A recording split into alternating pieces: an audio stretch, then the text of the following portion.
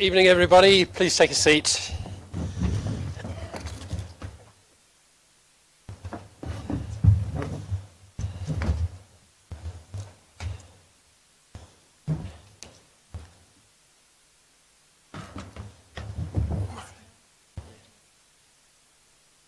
All right. Good evening, everyone, and welcome to the November meeting of Council. I'd like to welcome you back to the Derby Loves You venue on the marketplace, which is looking very festive, following the Christmas light switch on, which I was delighted to attend 10 days ago. There's several announcements to make, but first I will deal with some procedural matters, not least the heating here. As you remember from the last meeting, you either were doing this or you're going like one trying to signal that it was overheated or underheated. People are doing their best. Jodie's running around like a blue-ass thing, and with putting the thermostat up and down. I put the thing in the wrong place there, didn't I? Never mind. Nonetheless, keep digging. Yeah, they are doing their best, so don't shoot them. Okay. Apologies, apparently we have apologies from Councillor Testro and Councillor Froggatt. Are there any others? Take that as a no. That's great. Any declarations of interest, please?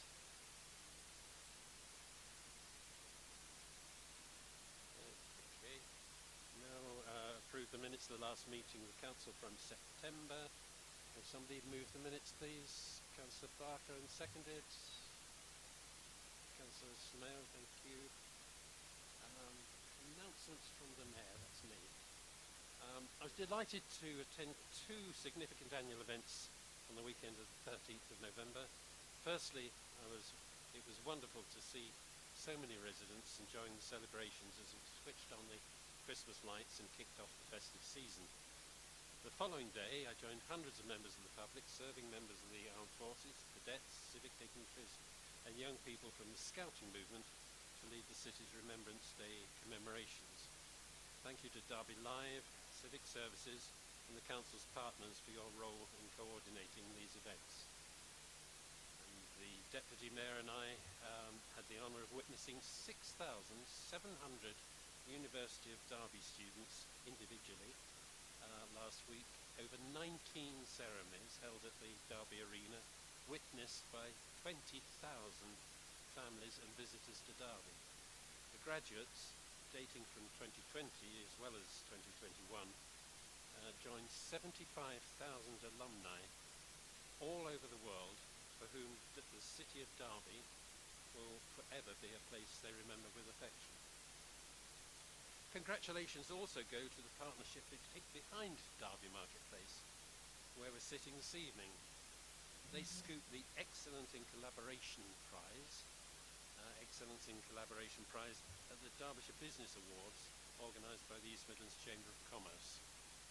The public-private sector partnership was recognised for its innovative use of the marketplace site, which provided a space for events and al fresco dining as the city began its recovery from the pandemic. In its first year, the venue has attracted more than 28,000 additional visitors to Derby and supported more than 30 local hospitality businesses, as well as the cultural sector and local makers. Well done to the whole team for this fantastic achievement. I'd like to welcome Laura Dennis, Jane Scahill and Laura Mosley from the Derby Marketplace front of house team to be presented with their award. If you'd like to come forward, I'll come round and see you.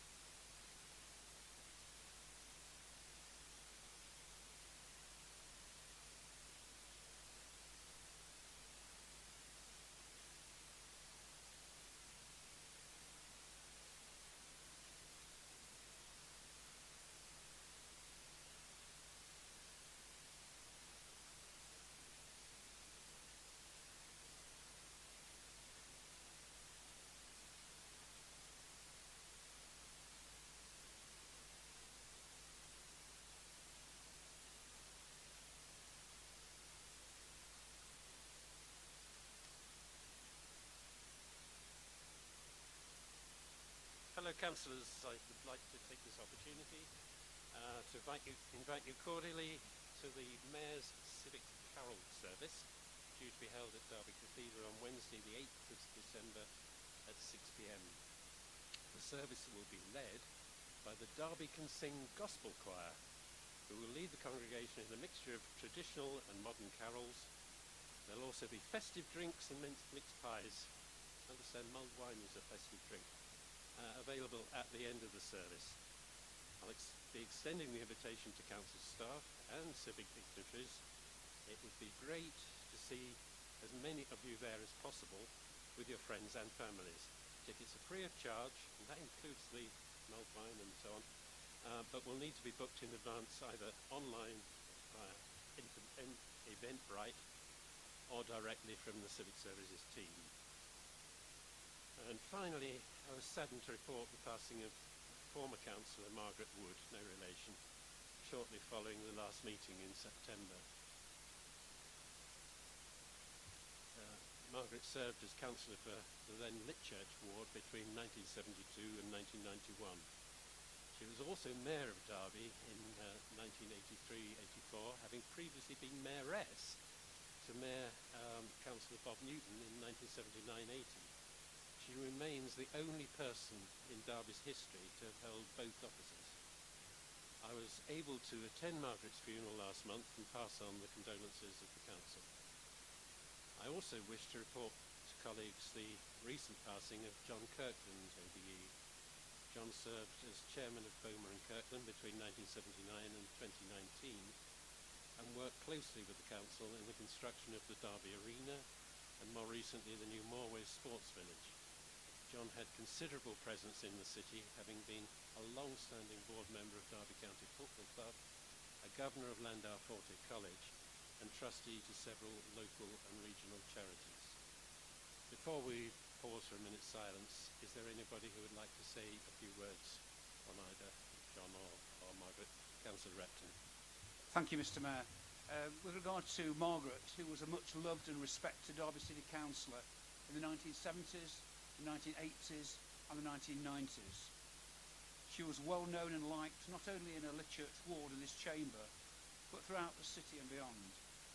As you said, Mr. Mayor, she served as Mayoress to Councillor Bob Newton in 1979-80, and then surprisingly and deservedly again as Mayor in 1983-84. She initiated and was involved in many projects throughout the city and throughout this period. After her retirement, she moved to a remote part of Scotland, returning to Derby a number of years ago. We will all remember Margaret with love, respect, admiration and affection. Thank you, Mr. Mayor. Councillor Grimmadell.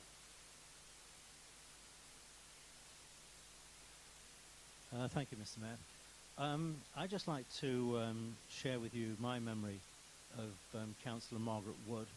And it was in 1983, as Martin has said, when she was the Mayor of Derby. It's 38 years ago when I first worked with Margaret Wood, who was the Mayor of Derby, and it's before many of my colleagues were even born, right through this arena probably.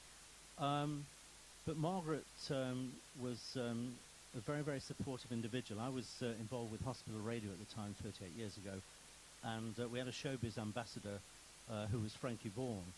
And Frankie was in Derby appearing at a place that nobody will remember, the Trocadero. Margaret, at the time, had spent many, many weeks with a foot in plaster after breaking her ankle. But she was a massive devotee of Frankie Vaughan's for more than 20 years. And it was my pleasure to arrange for Frank to visit Margaret in the Mayor's Parlour. And there she provided a mini civic reception for all who gathered there. And I know that the event with Frank in the Council House with Margaret Wood was covered by the Derby Telegraph. And Frankie's trademark was a very high kick with his silver top cane. And on the occasion, with Margaret having her ankle in plaster, they both had a picture taken together. And Frankie used at the time the stick that Margaret used for a broken ankle.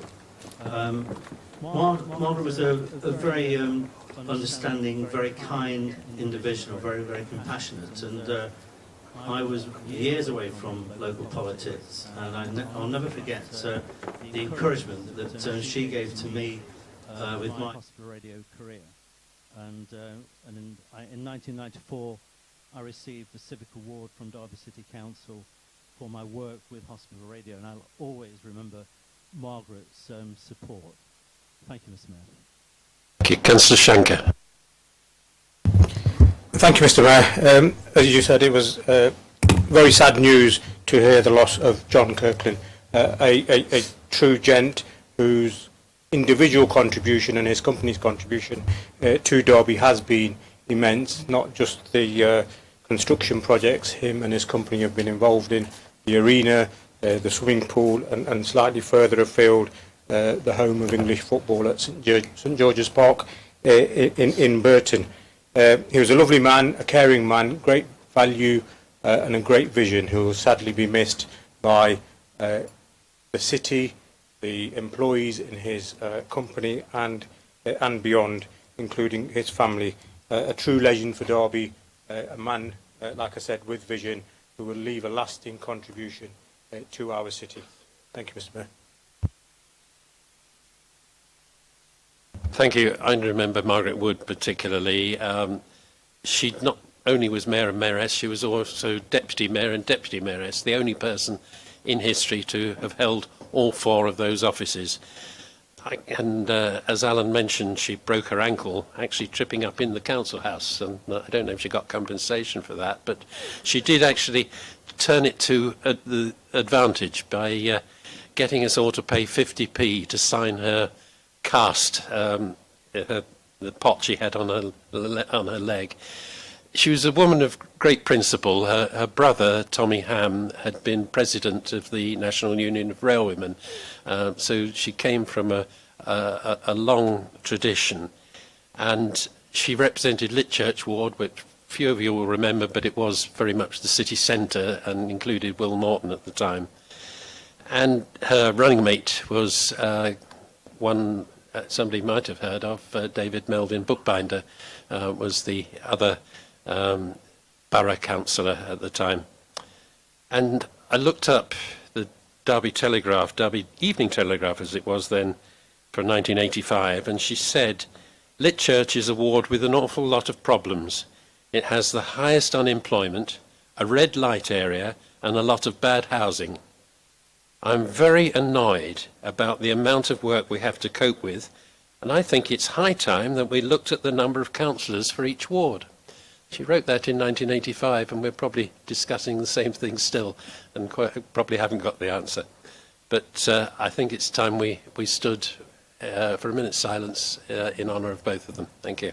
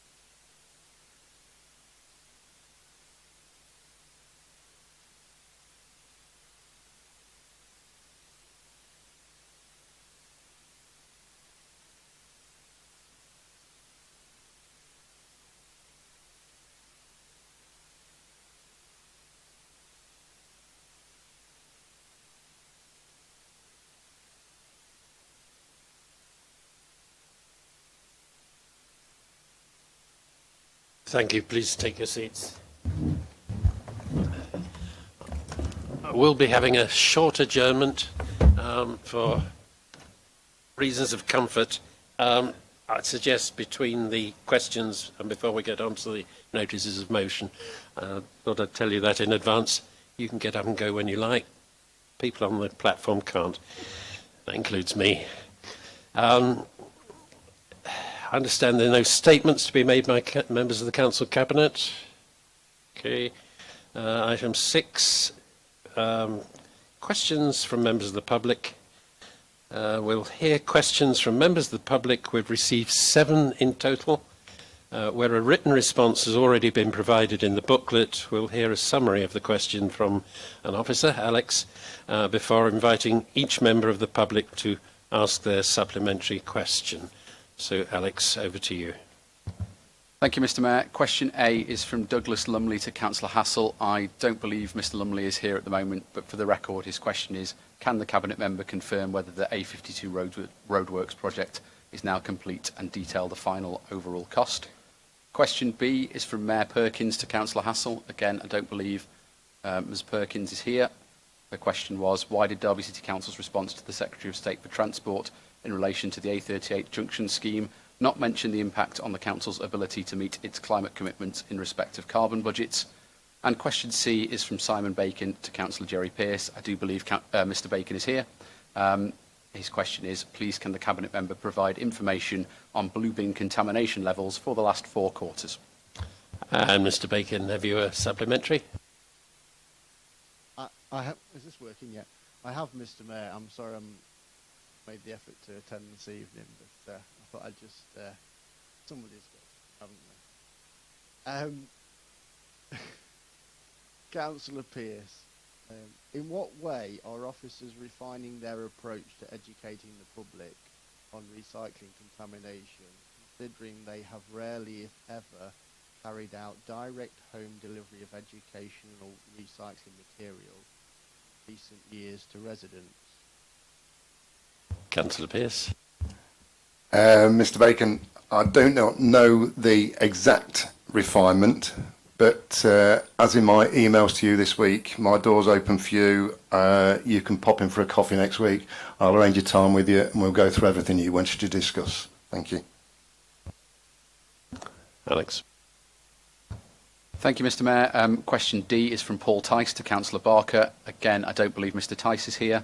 His question is, can the Cabinet member confirm the measures the Council has in place to ensure public feedback is accounted for following public consultation processes to ensure the protection of public assets and compliance with regulatory requirements?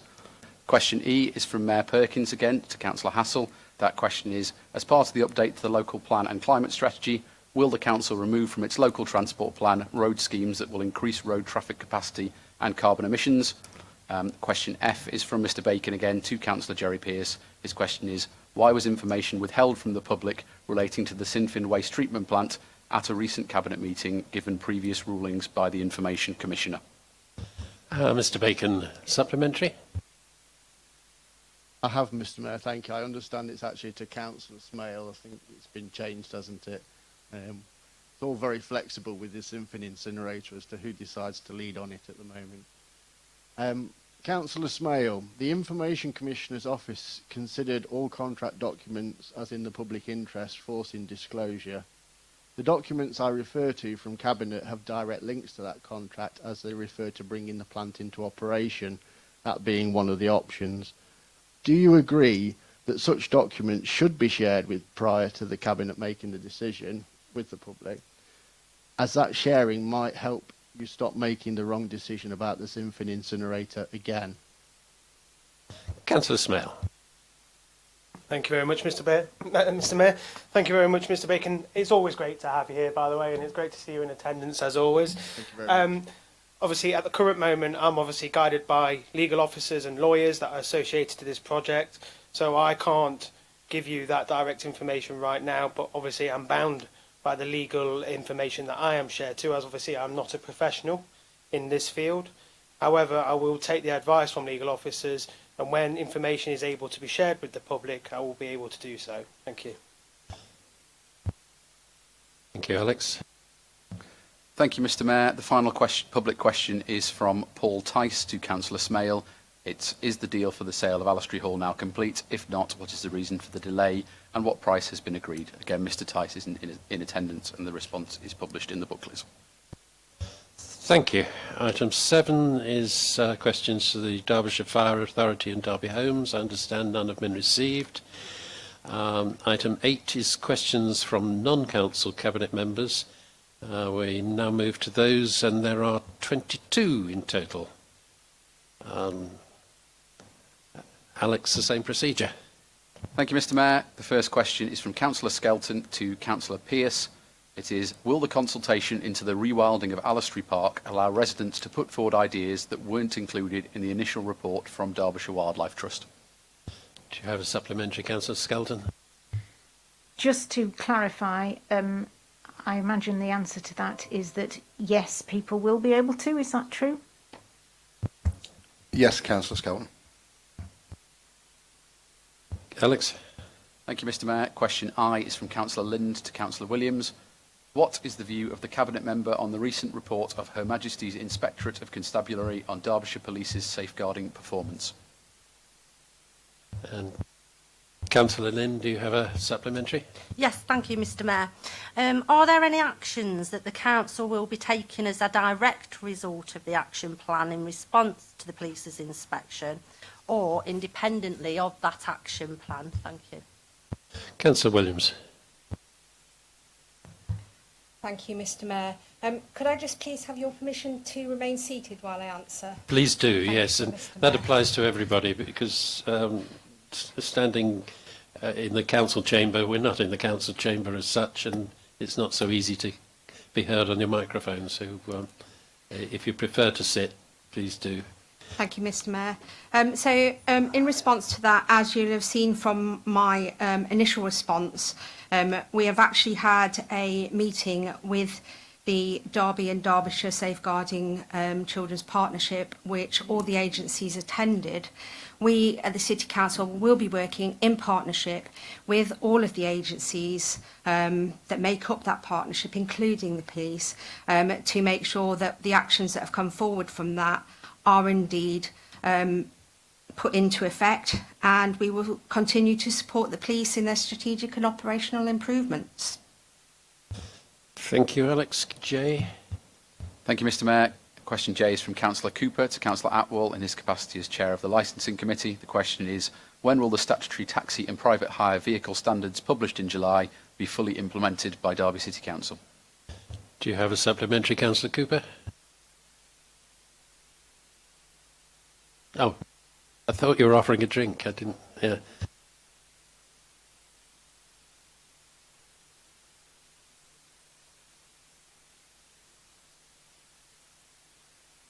Thank you, Mr Mayor. Thank you for your response, Councillor Atwell.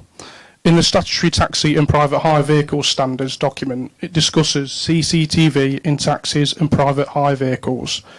Consider the motion put forward by Councillor Lynn just tonight regarding the safety of women and young girls. Do you, as Chair of the Licensing Committee, believe that CCTV being installed in taxi and private hire vehicles will improve the safety of women, young girls, also taxi drivers in Derby? Councillor Atwell.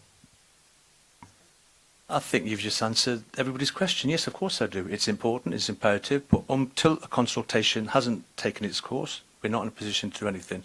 It's important a process is followed to ensure an effective consultation takes place. That process is underway, and hopefully once there's a process underway and it comes back to us, and yourself as you're on the Licensing Committee, we can get that implemented. But thanks for your question. Thank you, Mr Mayor. Thank you. Kay, Alex. Thank you, Mr Mayor. Question K is from Councillor Martin to Councillor Williams, and it is, how much consideration is given to the environmental impact arising from journeys to school when new school places are planned? Councillor, do you have a supplementary, Councillor Martin? I do, Mr Mayor, thank you. Given that planning has no authority to require schools to facilitate spaces for parents and carers to drop off and collect their children from school, which poses great problems in local communities such as Chester Green, where we're seeing more than 500 secondary school places in the pipeline. And given that the CO2 impact of likely travel to school is likely to be increased from that, will the Cabinet Member agree to address school travel before the agreements are made with trusts committing to increase school places? Thank you. Councillor Williams. Thank you. We routinely talk with the trusts before any of the plans are put in place. So I'm happy to agree to talk to the trusts as we do, and to the DFE as well, because actually most of our schools that will be being built in the future will be being done so by the DFE and not necessarily by us, and so it's important that we get them in at the beginning as well. So I'm quite happy to have those discussions as we already do up front. Thank you. Thank you. Alex? Thank you, Mr Mayor. The next question is from Councillor Shanker to Councillor Poulter, and it is, will Dubrek Studios be supported to find new premises and relocate, as was the case with the Padley Centre? Do you have a supplementary, Councillor Shanker? I do, Mr Mayor. Councillor Poulter, can you explain then why there's been such a discrepancy in the financial support Padley have had offered versus what Dubrek are likely to get? Do you think the reported £1.5 million for relocation is value for money to Derby taxpayers, as there will be no residential or drop-in offer, just appointment-based training, which could have been offered from many other venues for Padley users? Councillor Poulter. Thank you, Mr Mayor. I met with Jay from Dubrek a couple of days after the last council meeting. I explained to him the details of one or two misunderstandings he had, and one of those was around his perception of him comparing himself as a like-to-like business to the Padley Centre. What he failed to appreciate fully was that he is actually a commercial business. I know that there's a large community of musicians and people that attend his premises, but he is a for-profit business, and that alters the circumstances and the way and our responsibilities in terms of moving them to be able to facilitate the Beckettwell procedure. And in terms of the Padley Centre itself, we're obliged to reaccommodate them, and they have successfully agreed to alter their practices to fit in with the way that we do things these days. So yes, it's an appropriate move. Thank you, Mr Mayor. Thank you. Alec. Thank you, Mr Mayor. Question M is from Councillor Peatfield to Councillor Hassel. It is, what is the carbon footprint of the proposed new junction on the A50, both during and after construction? And what is the predicted increased traffic flow? And how does the project support the Council's commitment to reduce carbon emissions? Do you have a supplementary, Councillor Peatfield? Thank you, Mr Mayor. Yes, I do. Thank you for your answer. I have to admit I will watch with my jaw to the floor as you attempt to make a major road junction project meet the net zero carbon targets of the Levelling Up Fund. But can you please explain to us how a £50 million junction that brings more cars into Sinn Féin suburbs, how does that equate to levelling up? How does it level up the 10-year mortality health inequality across Derby? Or, for example, the severe air pollution-related health issues of people living near main roads? Thank you for your question. I understand that the Levelling Up funding has a climate element to it as part of the agreement for it. We have to be mindful that this is outside of our city area, although it will bring significant infrastructure and business to our city, which is welcomed by particularly this group. I can only understand from your question that perhaps the Labour group are actually anti-investment and anti-business by their constant barracking of major infrastructure projects. Thank you, Mr Mayor. Thank you. Alec. Thank you, Mr Mayor. Question N is from Councillor Bonser to Councillor Smale, and the question is, will large-scale redundancies be required across council departments to balance the budget for the coming year, and what is the council's strategy for identifying staff seeking voluntary redundancy? Do you have a supplementary, Councillor Bonser? Thank you, Mr Mayor, and thank you, Councillor Smale, for your response. No further questions at this time. Thank you. Thank you. Then, Alex. Thank you, Mr Mayor. Question O is from Councillor West to Councillor McChrystal. It is, when will the Guildhall Theatre reopen, and how much money will be required to get to that stage?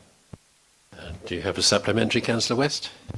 Yes, I do, Mr. Mayor. I just wonder if Councillor McChrystal knows how much money has been spent on the Guildhall since it was closed. Councillor McChrystal.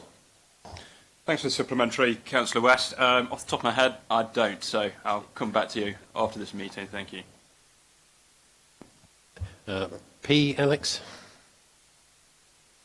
Thank you, Mr. Mayor. Question P is from Councillor Dinser to Councillor J. Pearce. It is what was the total amount of bulky waste collected both before and after a decision to reduce funding for 2021-22? Councillor Dinser, do you have a supplementary? Yes, Mr. Mayor, thank you. Thank you, Councillor Pearce, for your response. But I think we got at cross purposes here. You've given us the total bulky waste collection, which is more or less stayed the same before and after the pandemic. But the bit I was asking you where the cuts have been made by your administration is the bulky waste collection, the successful bulky waste collection at local level by neighbourhood boards who contributed their own funding to reducing fly tipping, but were helped immensely by the local departments and the City Council, who not only matched but doubled the investment in that. And it was a successful initiative right across the city for most councillors, and that has been cut. That was the question I asked. Can you please, if obviously not now, but give me the information about how that has been affected in terms of bulky waste collection on the streets by neighbourhood boards? Thank you. Councillor Pearce. Councillor Dinser, your initial question did state bulky waste, and that's why you've got the answer. As you can see that from the initial response, it's been an outstanding success, the paid bulky waste system over the last 18 months. If you want some details on the compactor system that we do, I will have a word with the officers and I'll get back to you in the next 2 weeks. Thank you. Thank you. Q, Alex. Thank you, Mr. Mayor. Question Q is from Councillor Kerr to Councillor Williams. It is, are sprinklers being included in the specification for the new primary school for Snellsmore Grange Estate? Councillor Kerr, do you have a supplementary?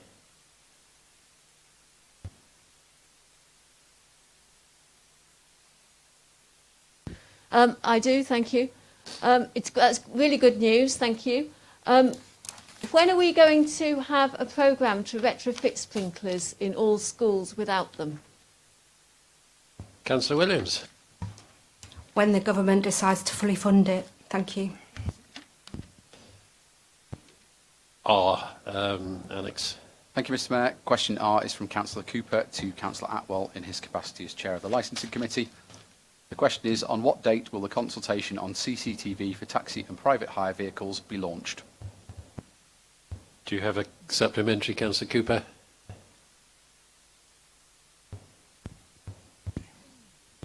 I do, Mr. Mayor, thank you.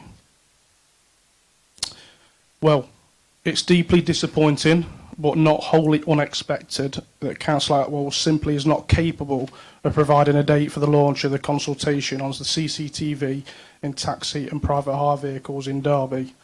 In Councillor Atwell's previous answer tonight, he stated that CCTV being installed in taxis and private hire vehicles would enhance public safety. My question is, do you now regret, Councillor Atwell, your heavy-handed and potentially undemocratic way you shut down my recommendation in the previous licensing committee to expedite this consultation in the interests of public safety? Councillor Atwell. Thank you, Mr. Mayor. I don't understand what Councillor Cooper's going on about, because the matter was only recently considered by the Licensing Committee on the 4th of November. Officers are now in the process of formulating questions associated paper for that consultation as to commence the new year. I know I never regret anything I do in life, and he needs to pay attention. If he's going to put a recommendation in, I suggest next time he gets seconder. So we didn't get it through because none of his own party supported him. That is an embarrassment to us, to the Licensing Committee. So next time he wants to put a recommendation in, I suggest he does his own work, because I'll certainly do mine when I come to meetings. Thank you, Mr. Mayor. Thank you. S, Alex. Thank you, Mr. Mayor. Question S is from Councillor Martin to Councillor Webb. What actions are being taken to address the recruitment crisis in the Council's Home First social care service? Do you have a supplementary, Councillor Martin? I do, thank you, Mr. Mayor. I very much welcome the attempts to recruit more Home First staff, but given that health and social care is already at a crisis level in Derby, level 4, and the lack of Home First staff is causing bed blockages at the Royal Derby, will the Cabinet member agree to urge the local CCG to reinstate the rehabilitation bed that has recently closed at the London Road or Florence Nightingale Community Hospital, especially as it is now relying on nurse beds in private nursing homes at a cost that the CCG is reluctant to reveal? Thank you. Councillor Webb. Thank you, Councillor Martin. I meet regularly with the CCG through Joined Up Care Derbyshire. We are working towards other alternatives to provide for Home First. As you see from the answer to the question initially, this is not just a local issue, this is a national issue, and care providers are finding difficulty in providing care. The CCG currently are looking at purchasing bed spaces in our local care homes so that we can continue to assist the health service in preventing bed blocking wherever possible. Thank you. T. Alex. Thank you, Mr Mayor. Question T is from Councillor Peatfield to Councillor Hassel. It is, how will the trial school safety zones be enforced? Do you have a supplementary, Councillor Peatfield? Thank you, Mr Mayor, I do. Councillor Hassel, will you admit perhaps that you just haven't done your homework on this one? You haven't stood outside the school day in and day out to understand the myriad of problems. You haven't closed roads for extended trial periods to fully grasp the nuanced challenges that need multiple solutions. And perhaps the reason that you haven't done this, Councillor Hassel, is because you've implied a one-size-fits-all solution to a problem. Because you didn't do your homework, you copied it. And school safety zones weren't in your manifesto, they were actually in ours. So surely, with the admission of that copying our homework, you have to admit that when you do that, you never really understand the problem in the first place. Was there a question there, Councillor Peatfield? Everything I said had a question mark on the end of it. That doesn't make it a question. Councillor Hassel, do you want to respond to rhetorical questions? Thank you. We will then move on to the next question, which is you. Thank you, Mr Mayor. Question you is from Councillor Shanker to Councillor Poulter, and it is, why was the Becketwell Arena business case not available for public and councillor scrutiny before contracts were signed? Councillor Shanker, do you have a supplementary? I do, Mr Mayor. That's not very open and transparent, is it, Councillor Poulter? You made the promise in July 2020 yourself that the business case would be available to scrutiny. But now, given what you've said, the forward funding agreement has been agreed, an operator has been identified, commercials have been signed off. Will you make available detail so the public can judge if it's a good deal for Derby or the developer? Councillor Poulter. Councillor Shanker, I refer you back to the answer. At the end of the day, the answer explains the process. As part of the process, commercial sensitivities come into play and affect the level of consultation that we're able to, and the level of openness and transparency that we're able to show. So I refer you to the previous answer. Thank you, Mr Mayor. Thank you. We've got to V. Alex. Thank you, Mr Mayor. Question V is from Councillor Bonser to Councillor Webb, and it is, what action is planned to address disparities in vaccination rates across the city's wards, and how will consequential health inequalities be addressed? Do you have a supplementary, Councillor Bonser? Yes, please, Mr Mayor. Thank you, Councillor Webb. This is a matter of great concern to those councillors that represent these deprived wards. Can you confirm that you will continue to work with the CCG to keep these uptake rates under review and commit to providing resources to tackle this important work? Councillor Webb. Not only will I do this through the CCG, but I will do it through our Public Health Department. And may I take this opportunity to let Council know that our Public Health Director, Robin Dewis, was last week, when you were, Mr Mayor, sitting in the ceremonies, awarded a doctorate, honorary doctorate in Derby for her work during the pandemic. Our public health staff have done a remarkable job there, as Councillor Bonser has raised some issues in some areas of the city, but when you look at the activities and the community groups and the work that our public health, CCG and GP and NHS colleagues have put into the vaccination programme in this city, we have a rate of vaccination that can be seen as exemplary across the country, and we should be proud of the work that has been done so far, but we will continue to work with those communities where the uptake is not as good as it has been across the other areas, bearing in mind that the vaccination programme comes at no cost to the individual receiving that vaccination.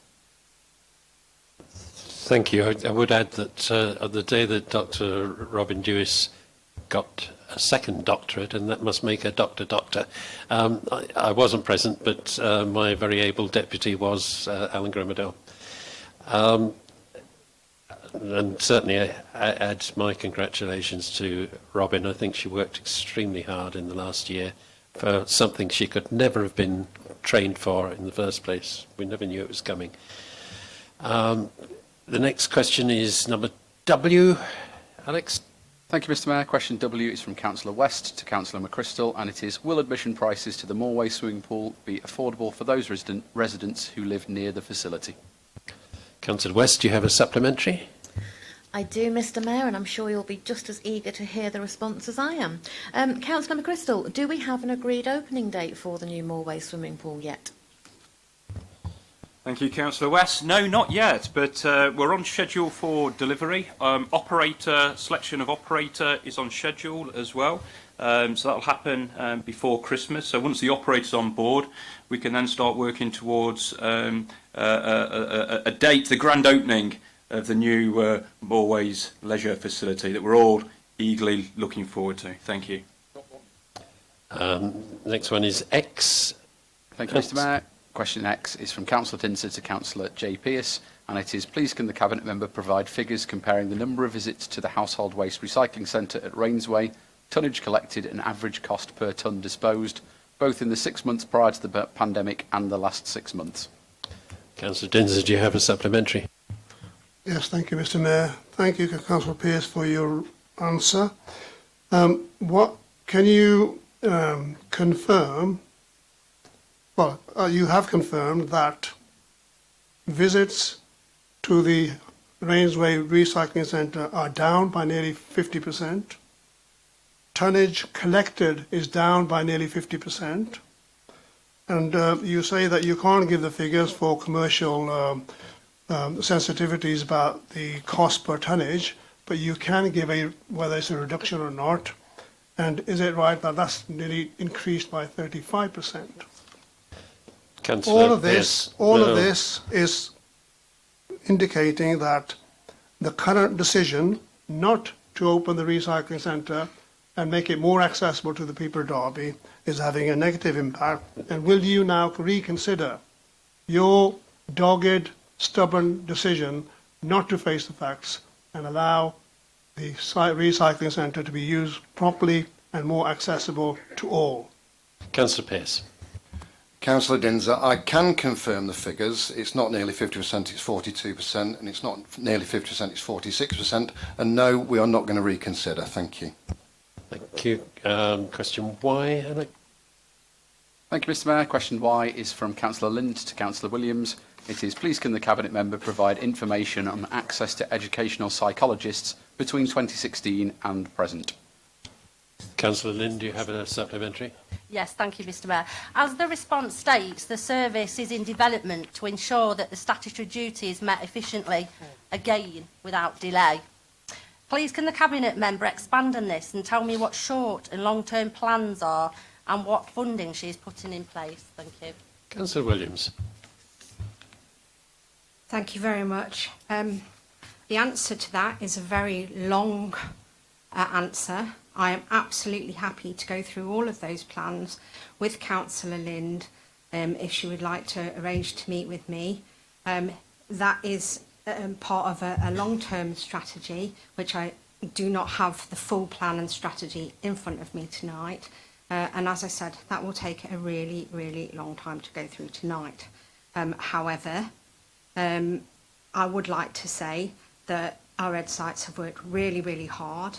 There is actually a national shortage of ed sites, coupled with the high demand that we've had. We also have ed psychologists who are opting to work privately to gain a more varied work, to get higher pay and better work-life balance. We are working with other LAs in the East Midlands who've seen similar patterns, and we're learning from them how to address the shortage of applications for these posts.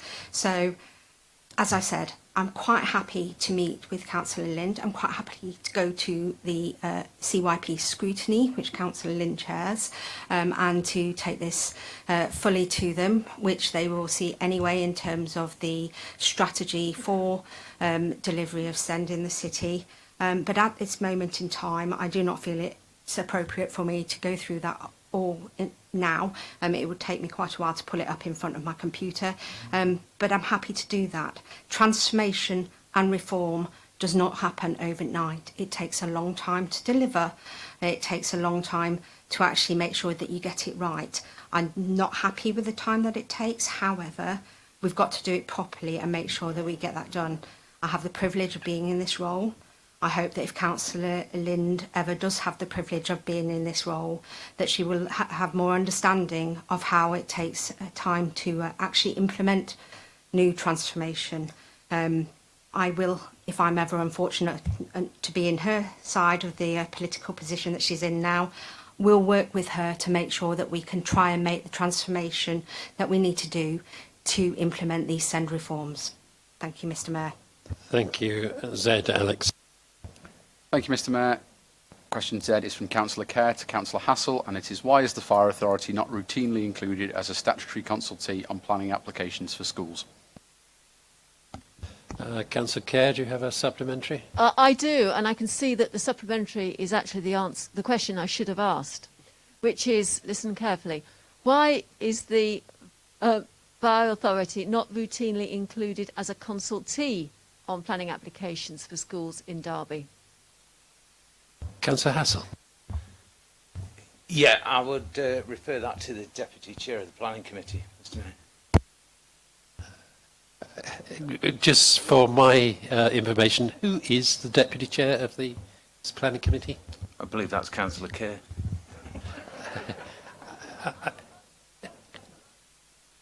I'm afraid you've had your supplementary, Councillor Kerr. You have other avenues for raising these matters. We now go to AA, Alex. Thank you, Mr Mayor. Question AA is from Councillor Peatfield to Councillor Pearce. It's, how many trees do you aim to plant in Allestree Park, and how much carbon will the rewilding project offset? Councillor Peatfield, do you have a supplementary? I do, Mr Mayor. I can answer the question actually for you, as you've told us that you don't know what the answer is. 1 acre of forest absorbs on average about 2.5 tonnes of CO2 a year. So if you filled the entire 320 acres of Allestree Park with trees, it would remove only 800 tonnes of carbon. You've answered a question. Would you like to put a question, Councillor Peatfield? I absolutely will. Thank you, Mr Mayor. Considering the city-wide emissions are over 1 million tonnes a year, That's before the A38, the A50, the Beckett-Well build, the assembly rooms demolishment, and the other carbon inputs.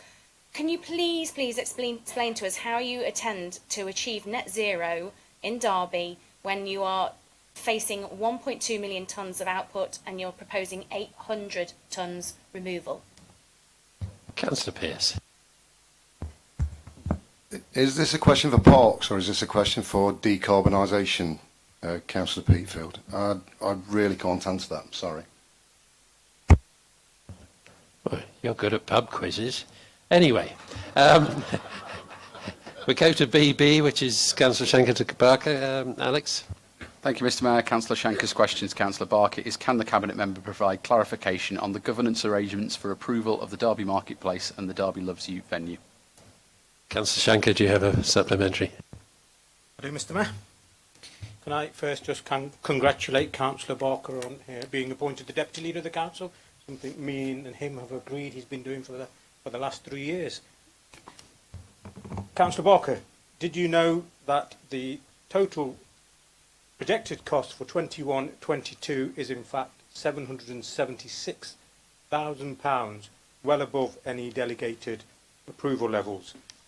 £49,000, just £49,000 income projection, and the cost include marketing and boardings at £64,000 and the cost of a website at £45,000. Do you think this is good value for money for Derby's taxpayers? Councillor Barker. Yeah, thank you for the supplementary question, Councillor Shanker.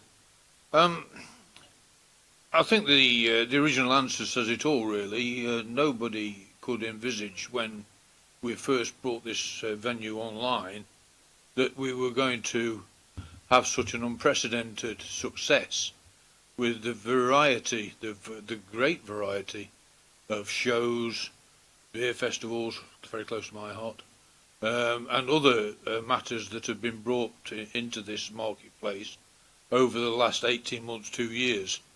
And so therefore, when it was first put into place, the costs were quite open and were beneath the magnitude required for Cabinet approval. And yes, it has grown, and it continues to grow, and long may it continue to grow whilst ever we've got this COVID epidemic amongst us. It's something the people of Derby have grown into, the people of Derby appreciate it, and I think it's money well spent. And I think really the unprecedented success of it is really down to the staff and the foresight to, in actual fact, put it here to start with. And so, if you're talking about money for good value for money, that's the people of Derby. They're the ones, in actual fact, have been coming here in droves. Thank you. The last one then is CC. Alex. Thank you, Mr Mayor. Yep, the final question from Councillor Dinser to Councillor Eyre. It is, why have the Council's neighbourhoods team been moved under the management of Derby Homes? Councillor Dinser, do you have a supplementary? Yes, thank you, Mr Mayor. Thank you, Councillor Eyre, for your response.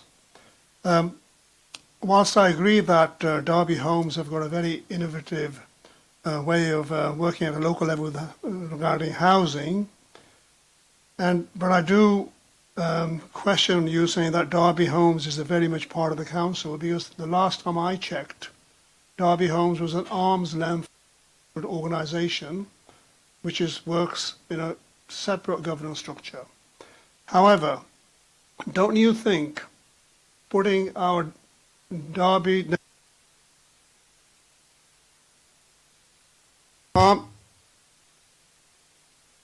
shall I say all that again, Mr Mayor? Why not? No, Thank you, Mr Mayor. If you just put your supplementary question, we could all go home a lot earlier. Well, I mean, I think the first thing is that Councillor Eyre is indicating that Derby Homes is central to the City Council. Last time I checked, Derby Homes is an arm's length management organisation which has got a separate governance structure.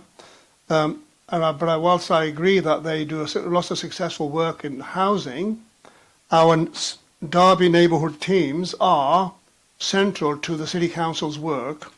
And don't you think, Councillor Eyre, that their morale and their confidence in being central to the City Council will be undermined by being put under the governance of a arm's length management organisation. Councillor. Thank you, Councillor Dinsey, for your question. No, I don't. The team remain council employees, and I think the sharing of skills, knowledge and techniques as part of our Better Together programme will be all to the benefit of the city and its residents. Thank you. That went quicker than I anticipated. Item 9 is, the next item is a minute extract from the meeting of the Conservation Area Advisory Committee. The committee has been reviewing its terms of reference and wishes to recommend a change of name to the council. And as a member of the committee, I will move that minute. Do I have a seconder, please? Councillor Carr, you're also a member, thank you. Does anybody wish to speak on this? In which case, with a mover and seconder, all those in favour, please show. Thank you. Anybody against? And that's carried. Thank you. Item 10, and again a minute extract, this time from the Licensing Committee. Council is required to adopt a statement of principles demonstrating how the Licensing Authority will discharge its duties under the Gambling Act 2005. I understand that after a period of public consultation, the draft statement of principles attached to Appendix 1 is being recommended to the Council for approval by the Licensing Committee. Councillor Atwell, as Chair of the Licensing Committee, will you move the minute for debate, please? Move as printed, Chair. Is that seconded? Thank you. Councillor Skelton. Anybody wish to speak on that? In which case, move to the vote. All those in favour, please show. Anybody against? That is carried. The next one, item 11, is before the notices of motion, we're presented with a report relating to the constitution of the Standing Advisory Council on Religious Education, better known as SACRE. The report proposes alteration to the quorum of the meeting, which has not been able to meet for several months because of the quorum. Will someone move the recommendation? Perhaps Councillor Skelton, as Chair of SACRE, you would be prepared to move that? I'm not actually chair anymore since last May. Oh, that's true, because we haven't met. I see.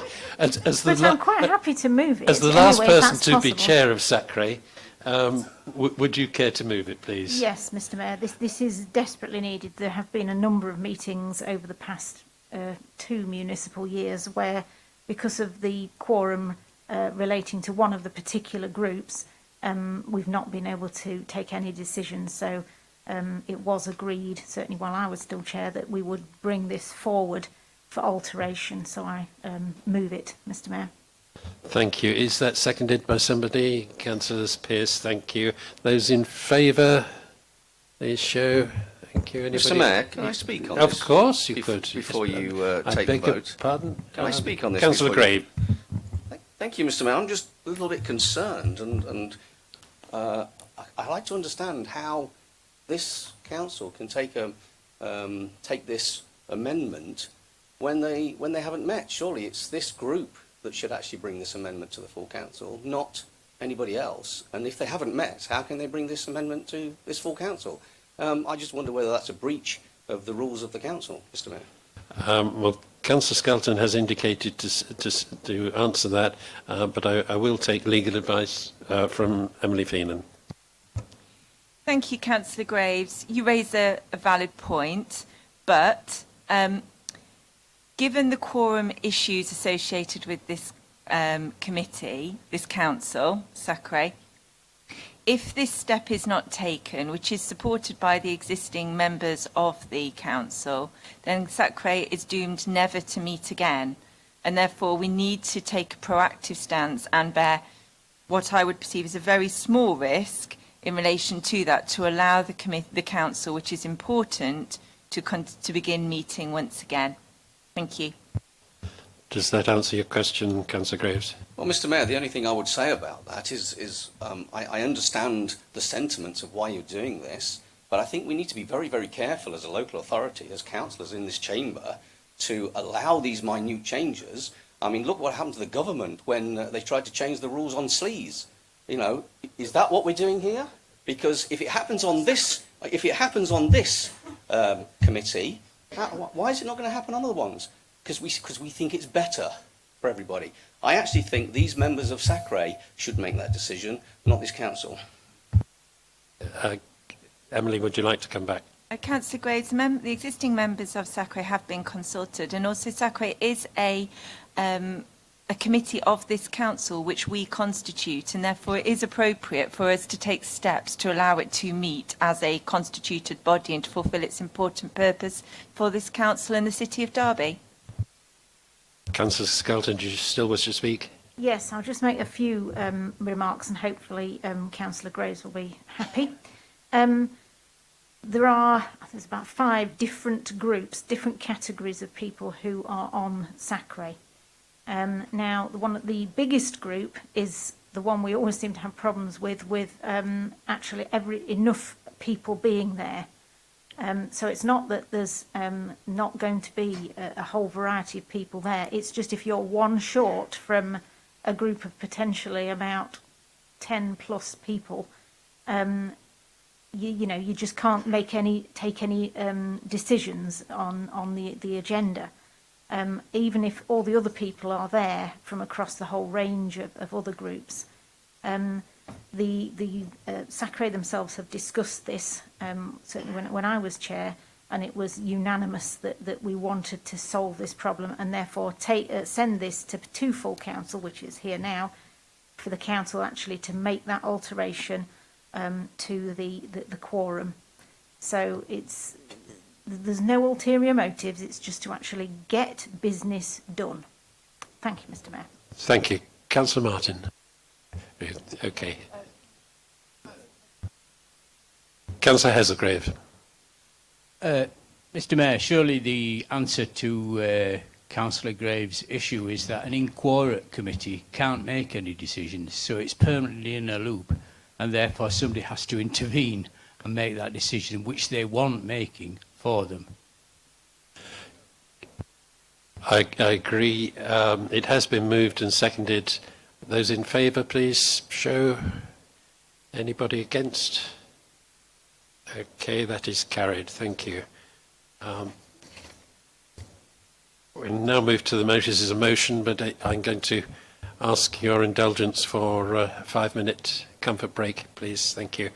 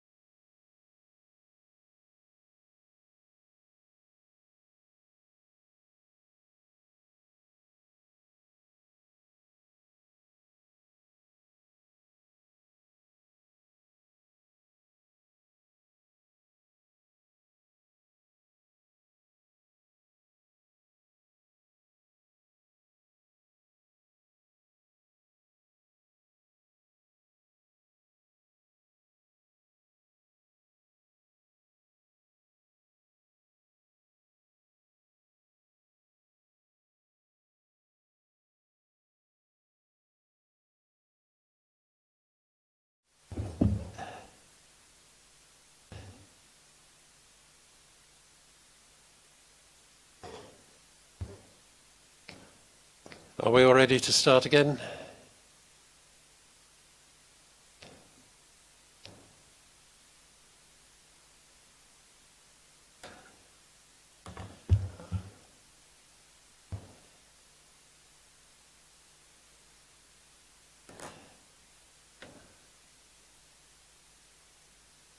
Okay, item 12 is a notice of motion moved by Councillor Shanker and seconded by Councillor Poulter, which is an unusual thing in itself. All I would say is that please can we restrict the debate to the proposal in the motion and not go into the greater merits and demerits of electoral cycles. That's something we can do should this meeting take place, having read the reports that you would, if you pass this, authorise Emily to issue. So if we can stick strictly to what's on the paper, I think that would deal with it much more efficiently. Councillor Shanker, would you like to move? Thank you, Mr. Mayor, and I'll try to be as efficient as possible. We are all aware of the current local government boundary review of Derby City Council and the result being a single whole council election probably in 2023. We should also be aware that the outcome of 2 public consultations undertaken in 2016 and again in 2020 both demonstrated overwhelming support for a change to Derby's electoral cycle from election by thirds to whole council elections. The residents we represent, our business community and partner organisations sent us a clear message. 82% have said move to whole council elections. And as warned, Mr. Mayor, I won't dwell on the clear advantage around the economic stability, financial savings and better planning. That's all for January if we need to get into the debate at that time. Today's motion, as stated, is to convene an extraordinary meeting of the Council prior to the scheduled meeting on the 19th of January, requesting our monitoring officer to provide a report on a permanent move to whole council elections from 2023 and informing the Electoral Commission of our intentions. It's a sensible step to take, it's an overdue decision and change we should make, and in doing so, I'm absolutely convinced will be a huge advantage for our city for decades and decades to come. I see no reason whatsoever for any member committed to the prosperity of our city and our residents to not support this motion and then vote for the change in January also. Thank you, Mr. Mayor. Thank you. Councillor Poulter, do you wish to speak now or reserve your right? Are there any other speakers? Councillor Kerr.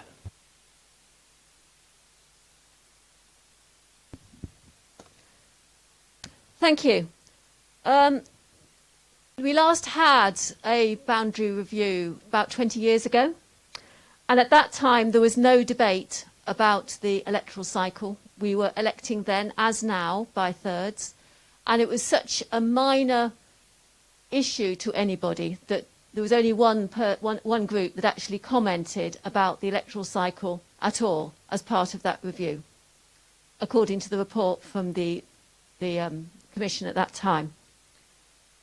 And we continued as we did because it was not an issue.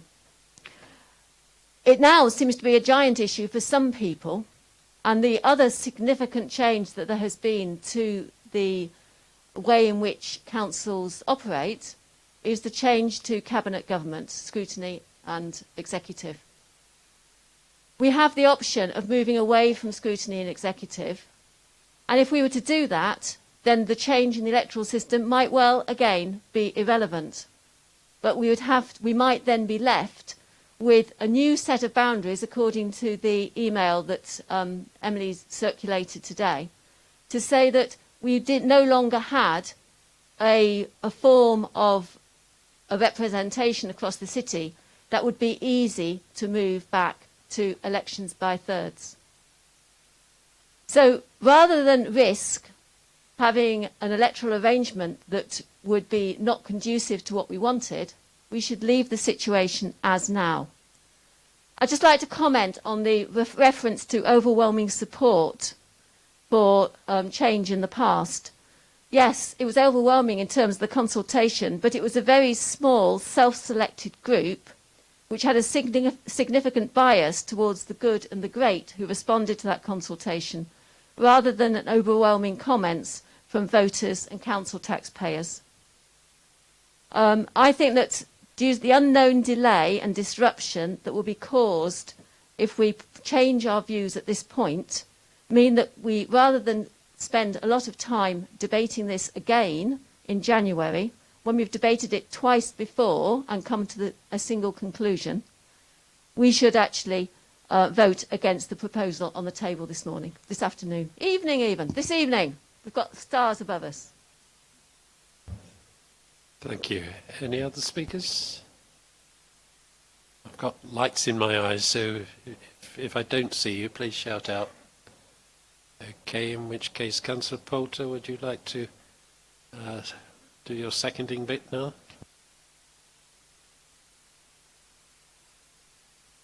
Thank you, Mr. Mayor. Just the contributions threw me for a little while there. On this occasion, Mr. Mayor, I don't disagree with Councillor Shank in any way. I concur on this occasion. I'll, like you asked, as you asked, I'll try and refer to the three recommendations there that we're dealing with on this occasion, which will just disappear. So, it makes to me entirely good sense to convene an extraordinary meeting of the council prior to the main meeting of the council on the 19th of January. I think it needs to be dealt with in its entirety and separately, so I would absolutely agree that recommendation. It's entirely appropriate also to request the monitoring officer to provide a detailed report for that meeting, following on from those previous reports that we've considered on this subject in the past. And this will allow the council to consider and vote on the permanent adoption of council elections from 2023 onwards. So the timing is right. And this is based on the results of the consultation, that despite the worries of some people who want, this is a weak excuse not to carry that out at this point, and it's a weak excuse by those who don't want it at the end of the day and can't even know what time of day it is, but there you go. The recommendation 3 is that the Electoral Commission be considered by so that they are aware and of their boundary review arrangements for Derby. They obviously know it. They picked that up this morning. The emails have been going around, and I'm sure Emily and ourselves will work with the Boundary Commission as to what material effect it has if and when a decision is taken. We can't preempt the decision, so I support the motion and the 3 recommendations within. Thank you, Mr. Mayor. Thank you. Councillor Shanker, would you like to sum up?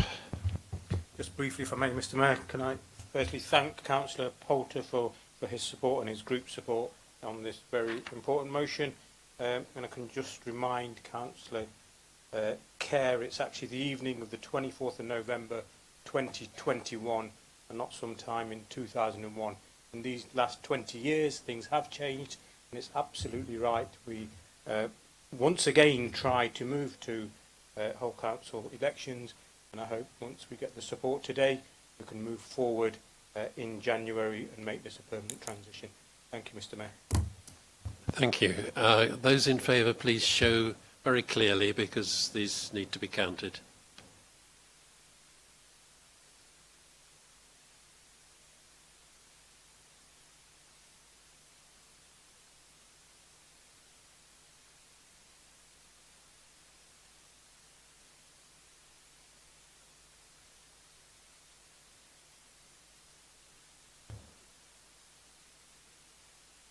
Thank you.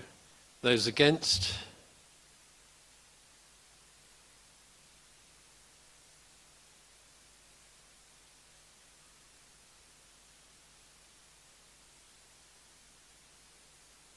That's 31 for, 10 against. That is carried. Thank you. Next notice of motion is item 13 on Derby Sustainable Food Charter, to be moved by Councillor Williams and seconded by Councillor Cooper. Councillor Williams, please would you move? Thank you, Mr. Mayor. I do hope that this will be as speedy as the last motion, because we have worked extremely hard and well together, cross-party and collaboratively, with our partners across the city to try and tackle some of the issues around poverty. And tonight in front of you, I have brought a request that we, Derby City Council, sign up to the Derby Sustainable Food Charter, which will enable us to actively promote the Charter, encourage organisations across the sector, and also get them to endorse and sign up to this Charter. Now, the Charter has 6 themes. They're all there in the motion, and I'm just going to quickly talk about a few of the issues within those 6 themes. So the first one, in tackling food poverty and diet-related ill health, we want to support the Food for Thought Alliance and the Poverty Commission to break this cycle of deprivation and enable Derby to be a place where everyone has access to choice. We want to support food businesses to reduce salt, sugar and fat contents and increase the availability of affordable health options. In the second point, to promote healthy, accessible, affordable, sustainable food to the public. It's about ensuring consistent and clear messages of the importance of healthy and sustainable food are communicated in a way that encourages people and inspires people to act. We want to celebrate the positive culinary and diverse food culture of our city by engaging and including the public with healthy, ethical, sustainable, local food. In the third point, building community food knowledge, skills and resources, it's about increasing accessibility and opportunities to grow, cook and eat good food by increasing knowledge and skills of all age groups. It's about promoting passion for a positive food culture and food education across all of our communities and creating a space for information and resources to flourish and to be shared. In the fourth point, to promote a diverse, prosperous, vibrant and sustainable food economy, about bringing people together to celebrate and to promote Derby's food culture by supporting local and independent providers to offer food, good food to everyone and actively promote the importance of the living wage. It's about engaging consumers and food suppliers at local and regional levels and to shorten sustainable food supply chain. In 5, transforming catering and food procurement. This is about inspiring and supporting and enabling all food settings to source and supply healthy, seasonable, local and ethically produced food. It's about supporting and enabling small-scale local producers and other sustainable food businesses to access large-scale procurement markets via cooperative marketing and supply initiatives. And finally, the 6th point, reduce waste and the ecological footprint of the food system. This is about inspiring and empowering everyone to fight food waste and food miles, unnecessary packaging, and to create opportunities to redistribute and recycle surplus food for the whole supply chain in Derby. It's about promoting food systems and to provide wildlife and support food for produce with high animal and welfare standards. Now, I don't know about you, Mr. Mayor, but some of these points, I'll be honest with you, I hadn't really considered them prior to the pandemic starting and to working really closely and collaboratively with Food for Thought and our other partners. But to me, this food charter makes absolute sense. There's some really good things in there about promoting, engaging, educating. And I really, really hope that everybody tonight can sign up to this so that we as a City Council, who are very powerful, we have a large reach, we can talk to businesses, we can encourage them to sign up to this, we can encourage the education sector. There's so much that we can do as a City Council that doesn't cost a lot for us to do, but we can engage in our procurement processes, we can do the communication side of it, we can use resources that smaller businesses and community groups might not have the access to. So it's a very simple request tonight in this motion, Mr. Mayor. I do hope that the rest of the Council can sign up to it. I'm not making any political points here. I just wish us to engage with this Charter for Derby, to engage with our partners and to help us to provide a bit of a more successful and sustainable way of providing food sustainable missions in this city. Thank you, Mr. Mayor. Thank you. Councillor Cooper, you're down to second. Do you wish to speak now or reserve your right to speak later? Thank you. Councillor Martin and then Councillor Skelton. I'd like to move an amendment, please, Mr. Mayor. Thank you. Please, can somebody circulate it? Thank you.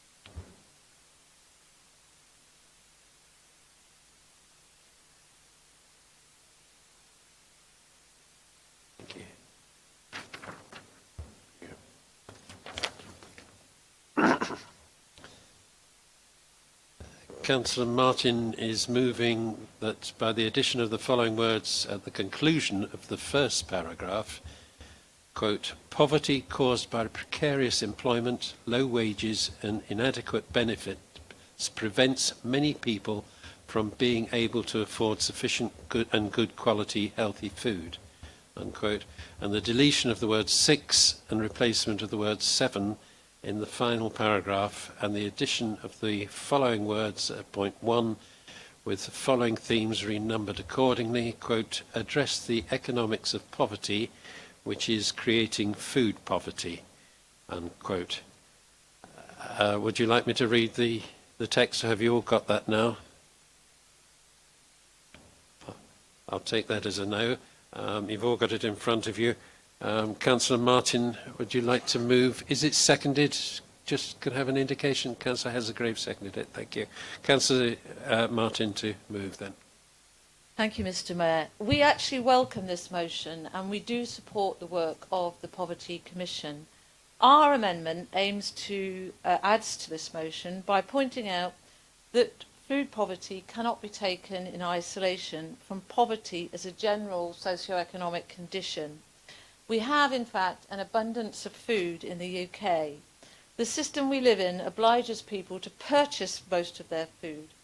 We ended the system by which the masses stood a chance of producing their own food over 2 centuries ago with the Enclosure Acts. The common land was taken away from commoners, which bolstered the massive shift to urban living and industrialisation. Allotments are a fantastic thing, but they can never be an answer to accessing food for the majority in urban environments. Now, Derby as an urban area has some of the highest inequality between wards in the country. I knew that life expectancy between the least and most deprived wards was about 10.5 years, but I was disturbed to learn recently that the gap in healthy life expectancy between people in those wards is around 20 years. The motion raises many important issues regarding the quality of our food and the centrality of food to a healthy life. We are, in fact, in the midst of an obesity pandemic. Derby is above the national average for childhood obesity. 25% of children are obese or overweight when they start school, and that figure rises to 37% by year 6. Obesity is often related to poverty. Obesity rates for children in the most deprived 10% of the population are twice that of the least deprived 10%. So food issues are very complex and important. These days, malnutrition is often the result of poor quality food and drinks. Access to healthy food is vital for everyone, including the most deprived, and it is right that the Food Charter addresses that issue, along with people's understanding of food and practical things such as how to cook. And we do need, in fact, to look at the environmental impact of food production, distribution and waste. But when it comes to addressing food poverty, it is important to recognise the context which creates high levels of deprivation and ill health. We are not debating whether it is better to eat sourdough bread or wholemeal. We are talking about having enough money to purchase food at all, and especially healthy food. And without that, it's often, yet again, another fizzy drink for breakfast. So food must be bought. Analysis shows that in terms of calories versus cost, fruit and veg is far more expensive than other food, which is full of fat and sugar. Derby has 20 of the most deprived wards in the country. In recent years, people have faced the biting effects of austerity, wage freezes, benefit freezes, the restriction of universal credit to 2 children, precarious employment, not to mention the COVID pandemic. Now people are facing rising inflation and increased food costs. And that is why the Labour group insisted the council provide extra help for free school meal people during the school holidays. But we all want longer-term solutions. And with our amendment, the economic conditions that create the poverty that leads to food poverty is recognised. And also, we're asking that the Charter recognises the broader issues that impact people's ability to access healthy food. Now, this is a policy issue, and we would like everyone to contribute to pushing for policy change to reduce poverty levels in our city. So please, I ask you to support our amendment. Thank you. Thank you. Councillor Martin, can I ask you to clarify one point? You said Derby has, and if I heard you correctly, Derby has 20 of the worst wards in the country. We only have 17 wards in the entire city. Sorry, I meant to say neighbourhoods. Thank you. Thank you. Right. That's better. I will come to Councillor Williams in a moment. I do appreciate that I asked Councillor Skelton to speak before the amendment was moved, but Councillor Hazelgrave, you have seconded. Can I ask you to reserve your right, because I think what Councillor Williams has to say might put a different light on things. Councillor Williams. Thank you, Mr Mayor, and thank you very much, Councillor Martin, and I appreciate the amendment. I would like to respectfully ask you if you wouldn't mind withdrawing it, because this charter is actually not ours to alter and change, but with a promise from me to take this back to the Food for Thought Alliance and our other partners, including the Poverty Commission, to have those added on to or looked at by those in the partnership. That's all I can say, really. We shouldn't be amending this charter. It's actually not ours to amend. Mr Mayor. One moment. Point of order under CP 64. Can I ask you to consider to reject this amendment on the basis of what Councillor Williams has just said? I mean, you have the power to do that. I do have the power, but I would very much prefer the mover of the amendment to take a few moments to discuss with her colleagues the pros and cons of the matter and decide whether or not to withdraw it herself. Councillor Martin. Thank you. Yes, I actually do appreciate Councillor Williams' point, and I did think about that before adding that extra line to the charter. So, in view of her offer to take that back to the Poverty Commission, etc., I'd be quite happy to take out the line that adds another theme to the charter at this stage, if that can be addressed as she promises. But the other line, I think I would like to keep in the motion, because it's just about an expression of the council's general position in relation to poverty and food poverty. Thank you. Or it could be if it was passed. Thank you. Thank you. Councillor Williams, you're nodding. Does that mean you would accept that amendment, which would be without the address the economics of poverty bit and just the first paragraph? Chair, I'm happy to accept the removal of the charter part, because as I've said, it's not ours to do, so absolutely. So. Thank you. So we are still on an amendment. It is an amended amendment. But Councillor Hazelgrave, would you care to second the amended amendment now, or would you prefer to do it later? Thank you. In which case, I'll come to Councillor Skelton, who has been very patient up to now. Thank you. Thank you, Mr Mayor.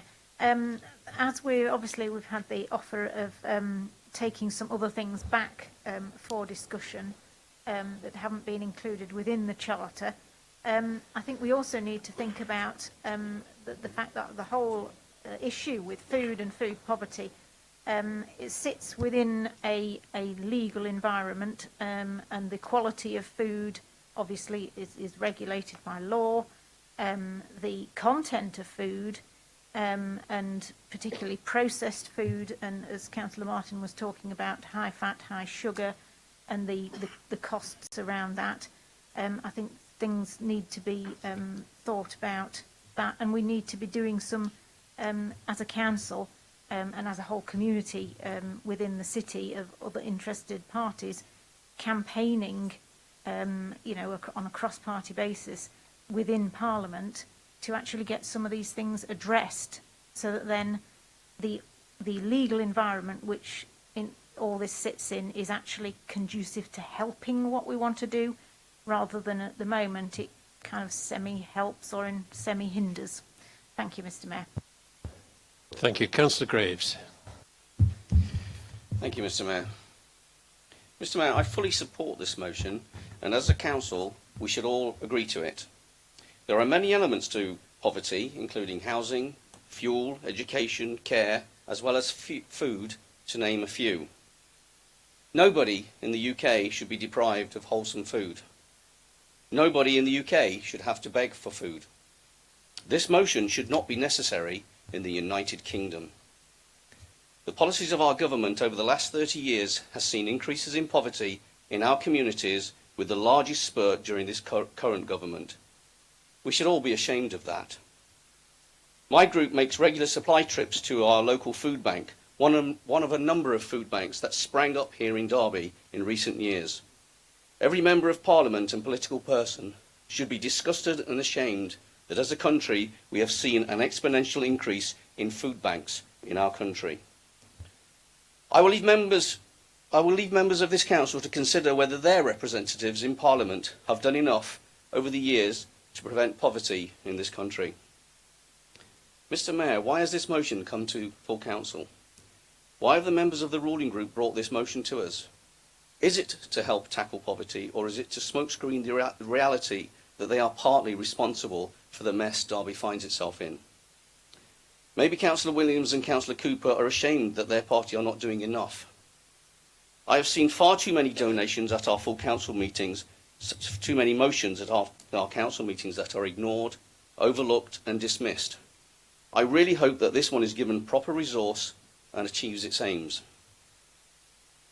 We must treat those with poverty issues with respect, Mr. Mayor. This motion talks about the redistribution of food waste. The fat cats on our council do not have to worry about eating food waste, but to suggest we feed our poor with it is not helpful or respectful. Mr. Mayor, while I support the aims of this motion, I am disappointed with the way it's been presented and the fact that it is something our council has to consider in a rich country like ours. Thank you. Councillor Cooper, do you want to speak on the amendment?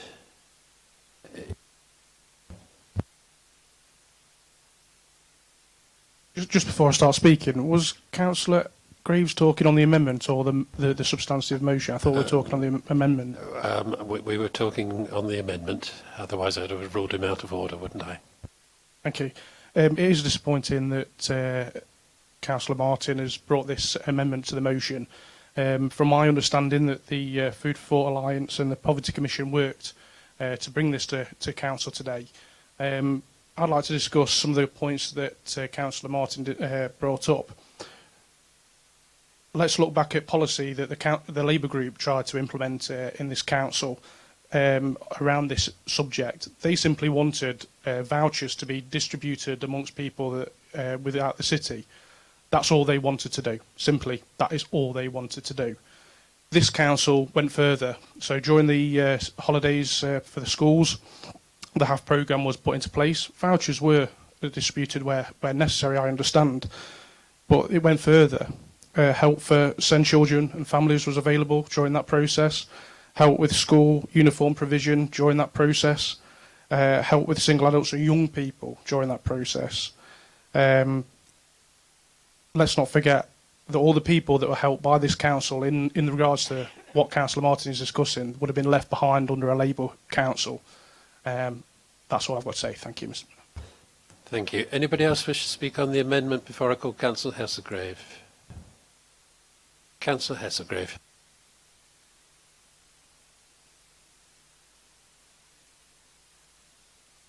Thank you, Mr. Mayor.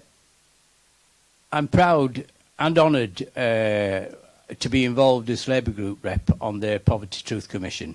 It's widened my knowledge of the impact of poverty on residents of the city. Poverty is just one aspect, I assure you. The proposed charter as it stands seeks to tackle an important issue, but as tabled currently, its ambition will always be to alleviate food poverty and not to eliminate it.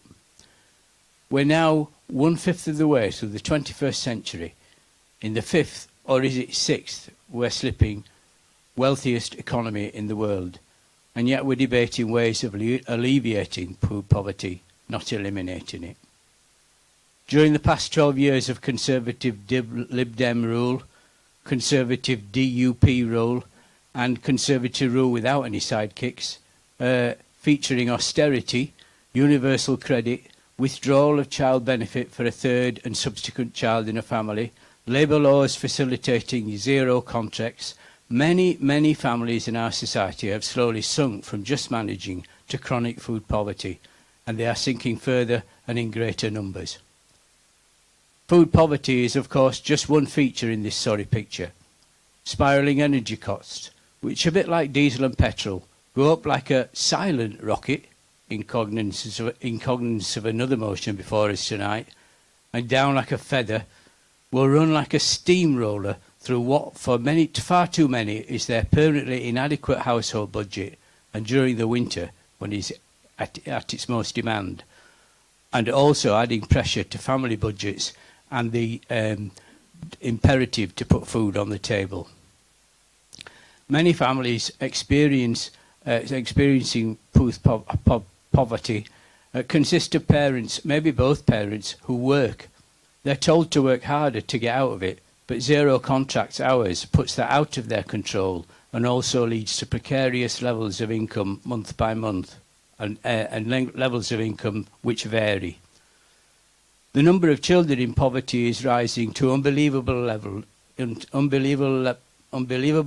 for the 5th richest country in the world, and they are powerless. This amendment serves to give all those who depend on our support with food the hope that this council understands that it's the big economic picture that's at the root of their plight, and that we have an aspiration that this broken economic model can be put right to serve the interests of the whole of society. Aren't we implicitly giving the impression otherwise that we are institutionalising this and there'll be no way out? We should all hope that the Charter in the near future will become a footnote in Derby's history, having withered away through lack of demand. For those reasons, and for the reasons eloquently advanced by Councillor Martin, I second this amendment. Thank you. Those in favour of the amendment, please show. Are there any against? The amendment is carried. We now move to the substantive motion as amended. Does anybody want to speak on that? Councillor Cooper, you did second and reserve your right, but you have already spoken on the amendment. Do you wish to add anything at this point? Thank you. Councillor Williams, as the mover of the original motion, do you wish to speak? Thank you, Mr. Mayor. I would like to, hopefully, you will all vote on the motion as amended.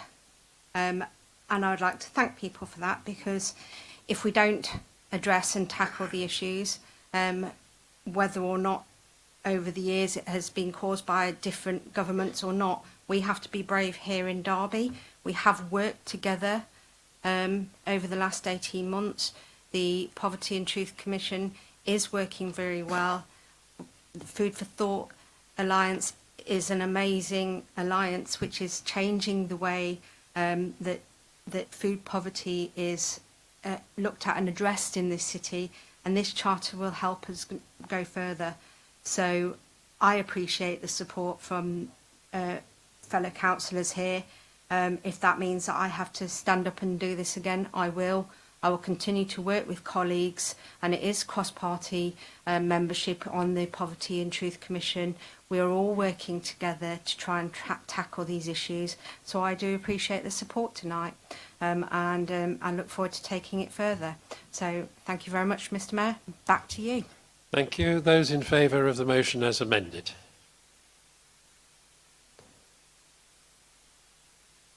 I think that's unanimous, which is good to see. Anybody against? That was carried, obviously. Thank you very much for that. That's heartwarming at this time of year particularly, but it should be all year round, obviously. The next item is number 14 on fireworks, moved by Councillor Tracy Pearce, and seconded by Councillor Cooper. Councillor Tracy Pearce, would you like to move, please?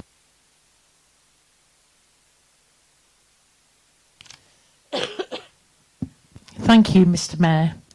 Firstly, I'd like to explain this motion is not about the restriction of traditional fireworks for organised events such as we see every year at the cricket ground or at the Darley Park concert. These kinds of events are well advertised, with people being able to put in place mitigations on the impact of the fireworks on them or their pets and animals that night. The motion is clearly intended to raise awareness of the impact fireworks that are sold on general sale that are used in our communities. Again, for clarity, I do not believe every person that buys fireworks for private displays buys them with the intention to cause anyone harm. To suggest otherwise would be to misrepresent myself or this motion's intent. What I would like to raise is that we have all heard fireworks going off in our lives. Some of us need not worry about sudden loud bangs or light bursting. Sadly, others and some animals are really quite badly affected. I'm aware this issue has been brought to the Chamber before, and if I was in the Chamber at that time, I would have had the chance to speak on the issue, and I believe more can be done. What this motion lays out is a practical and positive way forward to enhance public safety and that of the safety of our beloved pets and wildlife. Recently, I've been holding conversations with local veterans. The reality is that for many in our communities, the time of year that fireworks go off at any time and without notice is a time of anguish, anxiety, and for those that have seen the horrors of war, those realities can come back to them due to the loud and sudden bangs.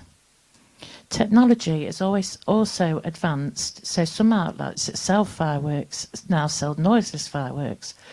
One large supermarket chain simply did not sell fireworks at all.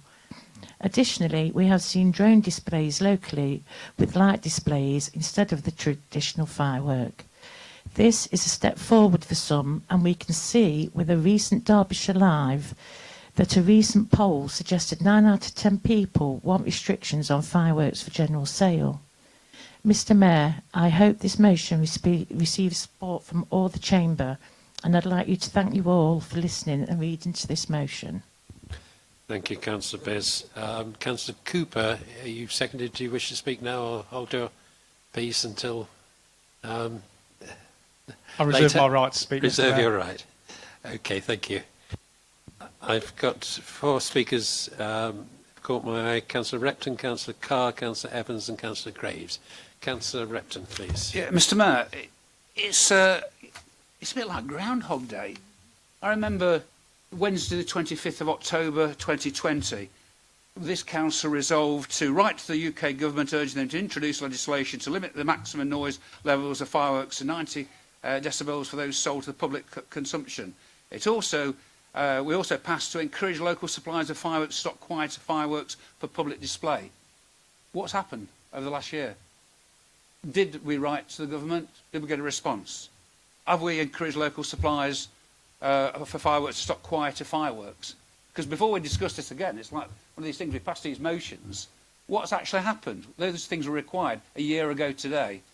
And so I just wondered why this has come this evening without us having a response to a number of the things that we passed 1 year ago today. Thank you, Mr. Mayor.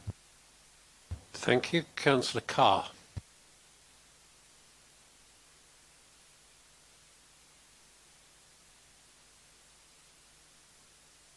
Thank you, Mr. Mayor. Well, Councillor Repton has already said some of the things I was going to say. That motion was brought by Councillor Evans, if I remember correctly, and I too was concerned that the administration was somewhat tardy in implementing the recommendations of the resolution that was passed last November. So I was going to bring a similar motion in September, the last council meeting, but I was dissuaded because of its proximity to the motion that Councillor Evans brought. I now find that we're back. I also asked a question, sorry, Mr. Mayor. I asked a question, the same question that Councillor Repton just asked. What happened to the resolution that we made last November? As far as I can see, nothing. Now, I'll vote for this motion, although I think it's considerably weaker and pretty feeble compared to the motion that Councillor Evans passed. But I do think we need to get behind some proper enforcement of these firework regulations. Thank you, Mr. Mayor. Thank you. Councillor Evans. Thank you, Mr. Mayor. Yes, I think Councillor Repton and Councillor Carr have taken the wind out of my sails a little. It was brought to this chamber a year ago. Sorry, no, not this chamber in a tent. It was brought to the real chamber on Skype, which obviously isn't the real chamber. I'm going to be supporting this motion. It goes further than mine, talking about service personnel. So there is other aspects to it, and it's got to be good. But yes, I too need to say, I mean, the 4 points in my motion. 1, to require all public firework displays within the local authority boundaries, this is last year's, to be timely advertised in advance of the event, allowing residents to take precautions for their animals and vulnerable people. 2, to actively promote a public awareness campaign about the impact of fireworks on animal welfare and vulnerable people, including the precautions that can be taken to mitigate risks. 3, to write to the UK government urging them to introduce legislation to limit the maximum noise level of fireworks to 90 decibels for those sold to the public for private displays. And 4, to encourage local suppliers of fireworks to stock quieter fireworks for public display. From my recollection, I don't believe it was opposed by anybody on that evening. So, yes, really, we do need to know what's happened, really. Has this been executed by the council or not, you know? Probably I should have chased it sooner, to be fair. Thank you, Mr. Mayor. Thank you, Councillor Evans. Councillor Graves. Thank you, Mr. Mayor. I think, Mr. Mayor, there is a recurring theme here. I fully support this motion, and as a council, we should agree to it. I appreciate what Councillor Pearce said about this motion being here before, and I appreciate the fact that some people have already pointed that out. But what I find disgraceful, Mr. Mayor, is the fact that Councillor Evans and Councillor Cuss have already introduced this motion back on the 20th of November 2020, a year ago. And as far as I can remember, the Conservatives all agreed to that motion. I was going to remind you of what that motion stated, but quite a few of you, the members spoken already, have already done that for me. They are the very same resolutions you are asking here a whole year later. And as Councillor Carr pointed out, 2 months ago, he asked how the council was progressing with these resolutions, and unfortunately received an extremely bland answer. But correct me if I'm wrong, but is not the council run by the same party as in 2020? Is the cabinet not the same, apart from a few sackings, as last year?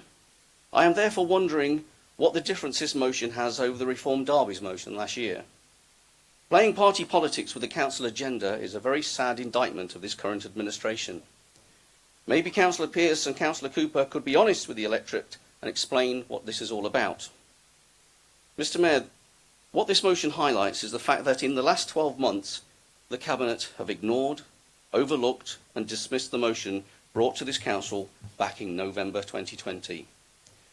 The reason they can do this is because they can under the Cabinet system, a system that the Conservatives opposed back in 2018 but changed their minds once they took power.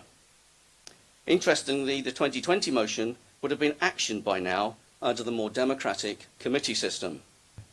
Those who are Labour councillors in this tent that oppose the committee system should be mindful of that fact. Mr. Mayor, fireworks use has grown massively in our country as a way of celebration. We should not dampen or inhibit our celebrations by banning fireworks. I think if we ever got to that stage, it would be a very sad, sad day in our history.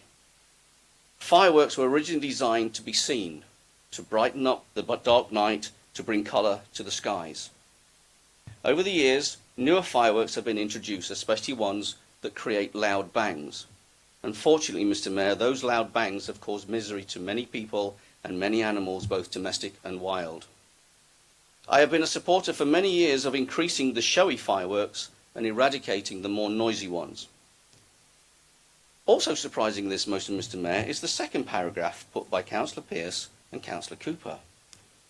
Our veterans really do need our support, and we should give them priority in our society as recompense for their duty to our country. Yet at the Remembrance Service, and quite unexpectedly, the Council, maybe you knew about this, Mr. Mayor, exploded a very loud firework directly over the head of those in attendance. I personally saw 2 veterans near me literally duck as it happened. Since then, I have had several veterans contact me about it.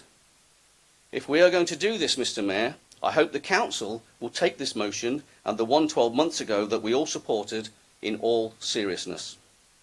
Whilst I support this motion, Mr. Mayor, we should all be aware that, again, this is a two-faced party politicking from the Conservatives, and it should have been actioned a year ago. Thank you. Any other speakers before I call the seconder? In which case, Councillor Cooper, would you like to put your contribution? Thank you very much. Thank you, Mr. Mayor. As Councillor Pearce predicted, well, she kind of offset it and said that the intention of the motion, and that she was concerned that she'd be misrepresented. Councillor Graves indeed step over that line, in my view, and it's very sad that you bring party politics in this. As you know, Councillor Tracy Pearce was elected in 2021. She was not in this chamber at that time. Speaking with Councillor Tracy Pearce, I know how passionate she is for the public safety of our veterans and those that suffer from PTSD. I know how passionate she is about raising awareness for animal welfare. So I'm really disappointed in your contribution about Tracy. There's absolutely no need for it, and you're the one who's actually bringing party politics into this motion. I won't comment on Councillor Repton's contribution. It's, as usual, it's just bloviation. And Councillor Carr, you agreed with pretty much all the points, and you're going to support the motion. Your contribution is typical of your group. What I would say is this motion represents a way forward for this city. The 4 points clearly weren't in the motion from previously by Councillor Evans, talking about decibels. This talks about noiseless fireworks. Councillor Pearce isn't trying to ban fireworks. She's trying to raise awareness. She's trying her hardest to explain that noisy fireworks that go off willy-nilly, that we all see in our communities, you know, going down jitties, you know, going down the street, you can hear them popping off here and there. And she's trying to raise awareness of the misuse of those fireworks. So I really do hope that people support this motion and all the hard work that Councillor Tracy Pearce is trying to do to raise awareness for these very important matters. Thank you, Mr. Mayor. Thank you. Councillor Tracy Pearce, would you like to sum up? No, I have called the seconder.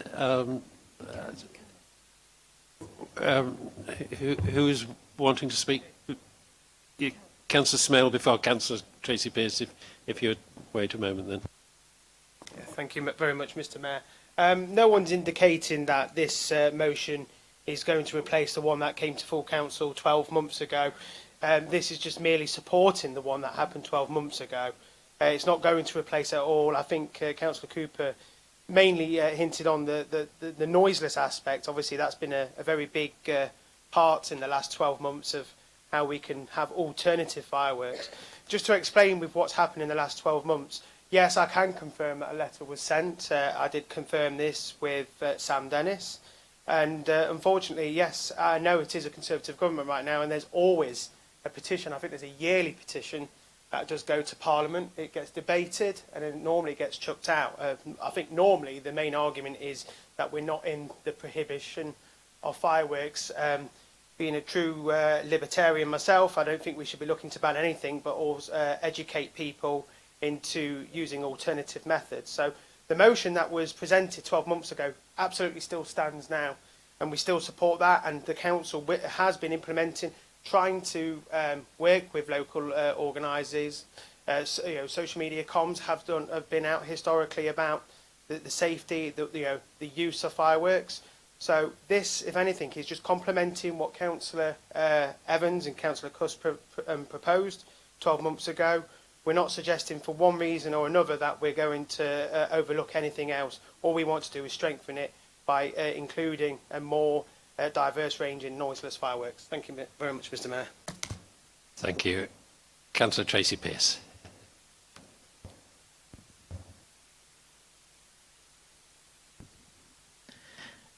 Thank you, Mr. Mayor. I hope this motion receives support, and can we please move to the vote? Certainly. Those in favour? Anyone against? Could we just have the deadline for November 22, please, Mr. Mayor? I'm sorry, I didn't hear that, so never mind, we won't go into that. There were a lot of points issued there that we could have taken up, but I'm satisfied that that was unanimously carried, and congratulations on your breaking your duck, Councillor Tracy Pearce, and my good wishes to your wonderful dogs, who I'm sure will appreciate your efforts. Okay, let's move on then to improvements for walking in Derby, to be moved by Councillor Kerr and seconded by Councillor Carr. Councillor Kerr. Thank you, Mr. Mayor. I like zebra crossings. They are cheaper than pelicans and toucans, and they put pedestrians in control. And as a driver and a cyclist, I like them because you don't sit there when no one is crossing the road waiting for the lights to change. It was interesting to read an article in The Guardian. I don't know who else may have seen it. It was about 3 weeks ago now, which was describing the use of zebras to reinforce what is already included in the highway code. So when you step onto to cross a side road, the cars should give way to you. But speaking personally, and many other pedestrians don't actually want to step out into the road until the car has actually stopped. And the same is true when you use a zebra crossing. You should put your foot on the crossing to tell the driver that you want to cross. But luckily, when it comes to zebra crossings, there is an understanding that when there is a clear intention of that pedestrian wishing to cross, drivers stop and you then safely walk across the road. What this proposal is, and has been trialled in Manchester and in London, is to put the zebra crossings to reinforce the highway code at the junctions of side roads, so that drivers will stop and let pedestrians continue on their way. As a city, we are doing our best to encourage people to use active travel modes, to walk when they can, whether that's to the local shops or to school or to work or to the bus stop or wherever. But side roads can produce a significant barrier to that and make it a much less pleasant journey. This proposal might overcome that at a relatively small cost, but to achieve it, we need to have a change in the national rules. So this is just asking to say, it'd be great to be able to try this. Come on, government, please finish the analysis as to whether this is a good thing. It's been supported by a host of organisations that campaign for improvements to active travel. So let's go for it, get the government to check it out. Let's see if we can get it in use in Derby. I hope everybody will support it. Thank you, Councillor Kerr. Councillor Carr, do you wish to speak now or reserve your right? I'll reserve my right to speak. Thank you, Chair. Thank you. Councillor Peakfield. God, here we go again. Right. Thank you, Mr. Mayor. Councillor Kerr, we really like this idea. We like this idea very much. In fact, we like it so much that we put it in our Derby Labour manifesto, launched in March this year. On the page dedicated to decarbonisation, we said we will introduce courtesy crossings at non-traffic light junctions to give people right of way before cars. So it's very flattering that the Liberal Democrats and the Tories tonight liked our manifesto so much that they are now implementing it or attempting to implement it. Truly, we take it as a compliment. There are lots of fantastic, well-researched, innovative ways that we want to improve Derby, including the courtesy crossings and school safety zones. I'll send you the link to our manifesto, Councillor Hassel and Councillor Kerr, should you wish to poach any more.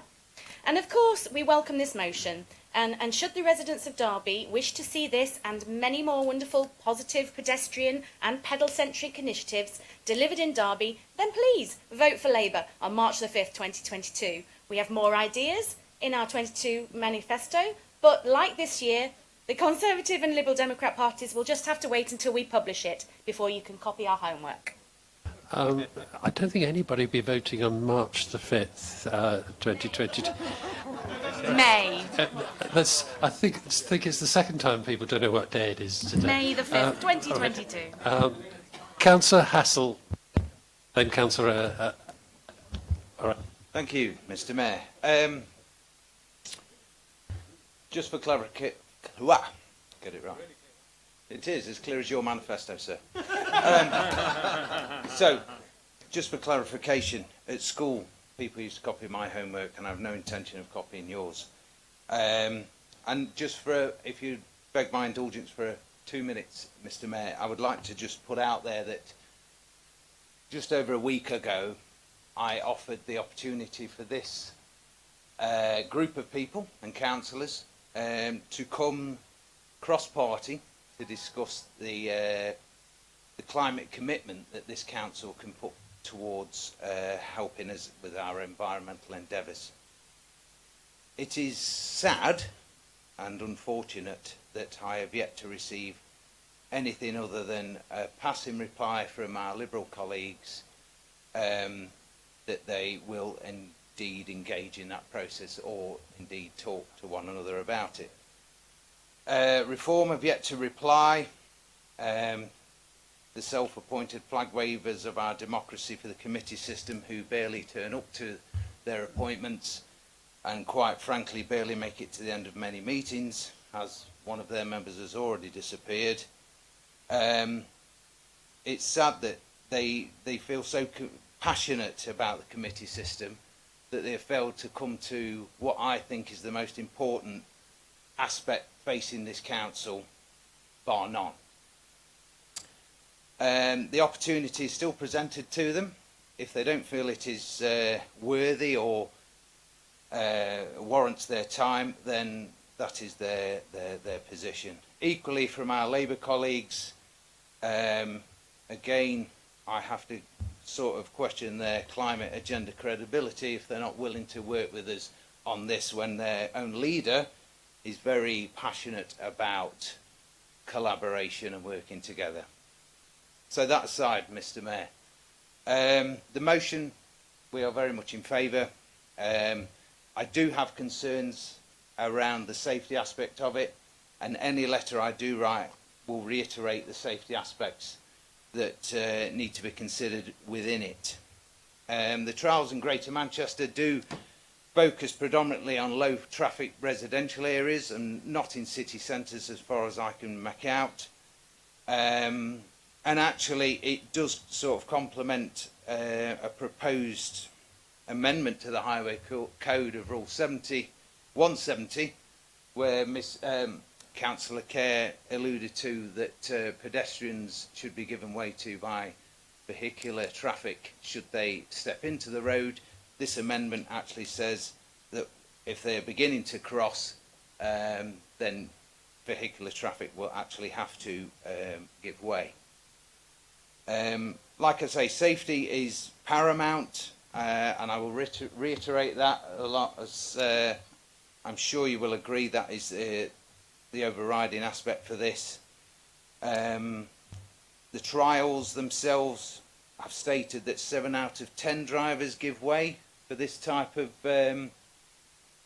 system, but obviously that leaves 30% that do not. And I will while I say I and my group are in favour of this move, I want to see results that focus on risk reduction and removal. Thank you, Mr. Mayor. Thank you. Anybody wish to speak before I call Councillor Carr? In which case, Councillor Carr.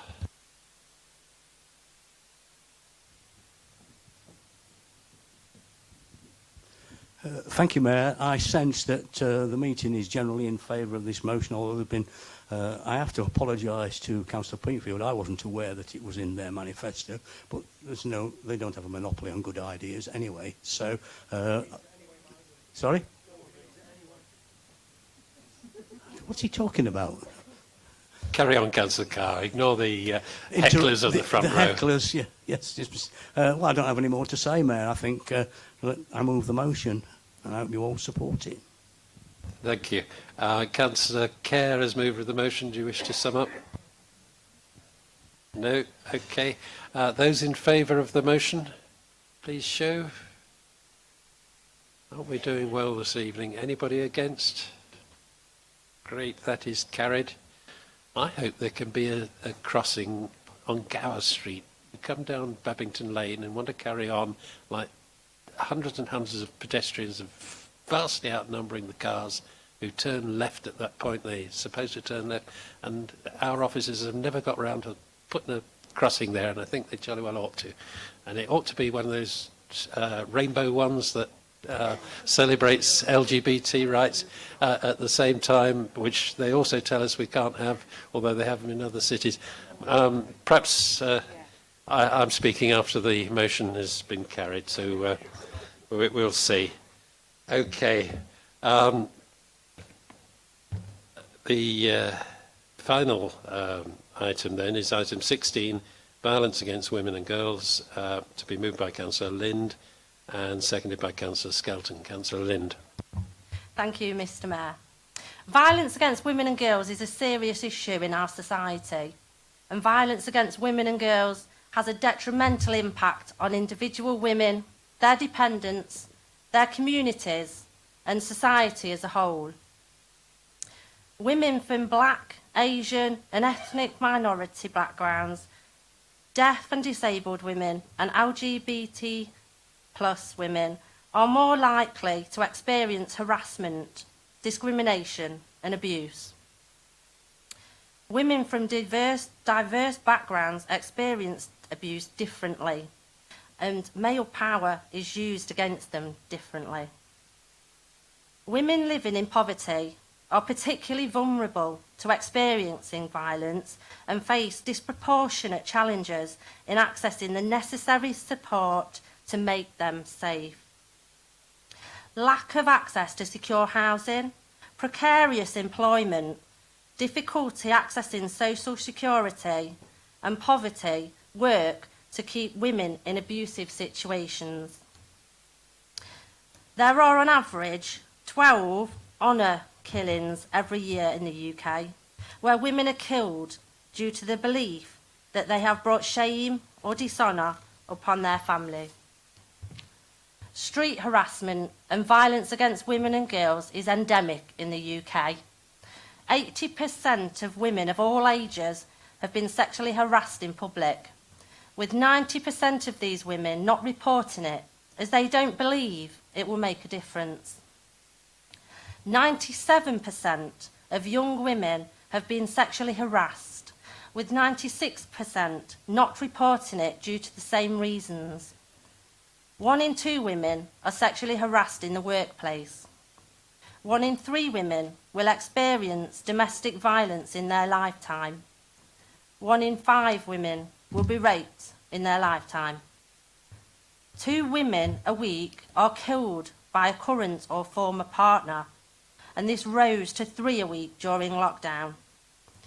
And 3 women a week take their own lives following domestic abuse. Women who report rape have 3% chance of it ever being heard in court.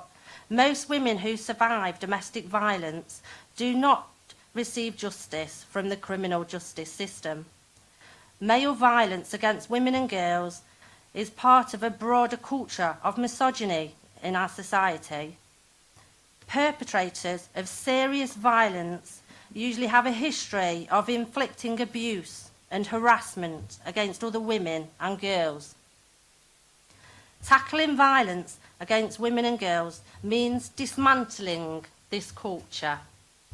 It also means tackling other forms of discrimination and the economic system that further enables abuse against women and girls.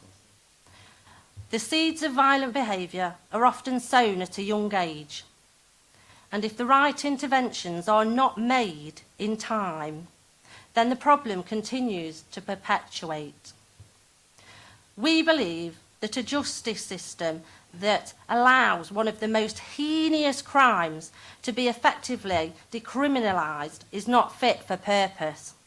Sustained cuts to all elements of the justice system, as well as institutional misogyny, mean that crimes against women and girls that are reported are not effectively investigated by the police. The decision to appropriately resource this work is a political choice. These are the reasons I ask you to support this motion today. Reclaim the Night March this Saturday and the 16 days of action in Derby City. Thank you. Thank you, Councillor Lynn. Councillor Skelton, do you wish to speak now or reserve your right? I'll reserve my right, Mr Mayor. Thank you. Councillor Eyre. Thank you, Mr Mayor. Can I propose an amendment, please? Yes, please.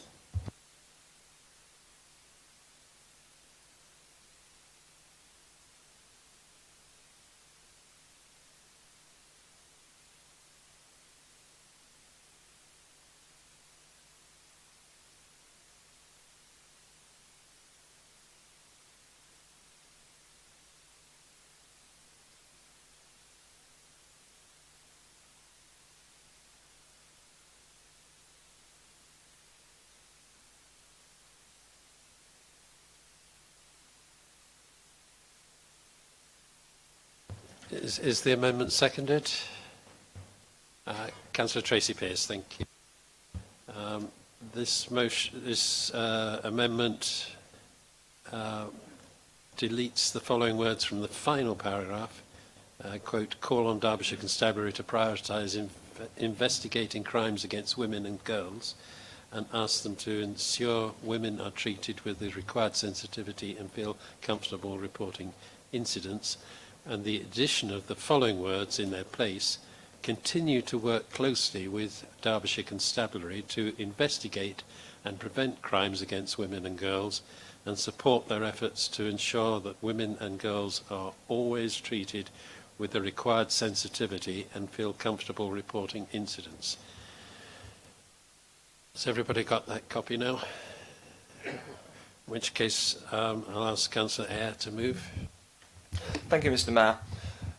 I'll start off by making what I hope is the most blatant statement of the obvious in the history of this council, which is that violence against women and girls in any way, shape or form is totally and utterly unacceptable. Is there more work to do? Absolutely. Mr Mayor, I bring this amendment because the motion contains within it a demand that we do not need to make, where a statement of continued cooperation would be the most appropriate, and there is a gap where I'm proposing a catch-all. So the motion as it stands asks us to call on Derbyshire Constabulary to prioritise investigating crimes against women and girls, but we do not need to call on them to do this. That is what they are already doing. Earlier this week, I met with our new Derbyshire Police and Crime Commissioner, Angelique Foster, to discuss the work which she and the police force are already doing, work which is extensive, in-depth and wide-ranging. So to give a bit of background, the Commissioner launched a county-wide violence against women and girls consultation earlier this month, which, amongst other things, allows women and girls to provide feedback on how safe or unsafe they feel in various places at various times, and provide feedback on police responses, how seriously they feel they were taken, and various elements. I encourage all women and girls to complete this survey, and I will send the link to all councillors after this meeting so that you can share it with your constituents as well. The Commissioner also secured £660,000 to reduce domestic abuse across the city and county, which we know increased during the lockdown periods, and which will be invested in intervention projects across the city and county. She's also seeking interest from the public for focus groups to further and continuously address this issue, and she's actively invited the public to scrutinise the Chief Constable through public assurance meetings, which were incredibly well received and will help benefit future action. Consequently, we don't need to call on Derbyshire Police to make investigating, tackling and preventing crimes and violence against women and girls a priority. It's what they're doing, and their actions speak loudly. So this amendment is not about restricting the scope of the motion. It's not destructive. It's not saying that these strategies are not required. They absolutely are. It's about a statement of continued cooperation rather than a call on. Additionally, Mr Mayor, eagle-eyed members of the Council may notice that the text I have suggested has similarities to the text that would be immediately above it in the motion. Text which states that, the Council resolves to work with the Derbyshire Constabulary on improving women's safety in Derby. This section, however, does not include reference to girls, and as such, any constabulary-led project aimed at protecting school-age girls from harm or violence may not be included under this motion. It would be covered under my addition. This amendment is better reflecting the current status of cooperation, and I propose the amendment, Mr Mayor. Thank you, Councillor. Councillor Tracy Pearce, do you wish to speak now or reserve your right? You reserve your right. Thank you. Does anybody... Yep, Councillor Potter. Thank you, Mr Mayor. White Ribbon Day, the 25th of November, will commence the global 16 days of action to end violence against women and girls. In Derbyshire, Crime Stoppers will be working very closely with Derbyshire Constabulary, Derbyshire Willow Project and the Elm Foundation to raise not only awareness of domestic violence but also how to report concerns and aid anybody that is believed to be subject of domestic violence. The Crime Stoppers' main thread will focus on coercive control, and the initiative will last for 6 weeks, not 16 days. As always, Crime Stoppers offer any person speaking to them to be able to speak up, stay safe, with a 100% guarantee of anonymity. Also, Crime Stoppers have the ability to engage with the majority of those speaking all the dialects that are used in this country. Therefore, I think it supports the amendment. Thank you, Mr Mayor. Thank you. Councillor Graves, you wish to speak on the amendment? Thank you, Mr Mayor. I think this amendment softens the original motion. Councillor Eyre is wholly wrong in that the police prioritise violence on women and girls. The figures given by Councillor Lind clearly shows that. As a country, we class crimes against poorer people less than crimes for financial gain. 3% of women, 3% of rape against women going to court is clear evidence that they are not prioritised. Thank you, Mr Mayor. Thank you. Councillor Martin. Thank you, Mr Mayor. I have a slightly pedantic point, but I think the amendment just reads very poorly because it's saying that the Council resolves to continue to work closely with Derbyshire Constabulary to investigate and prevent crimes. The Council doesn't, as far as I know, investigate and prevent crimes.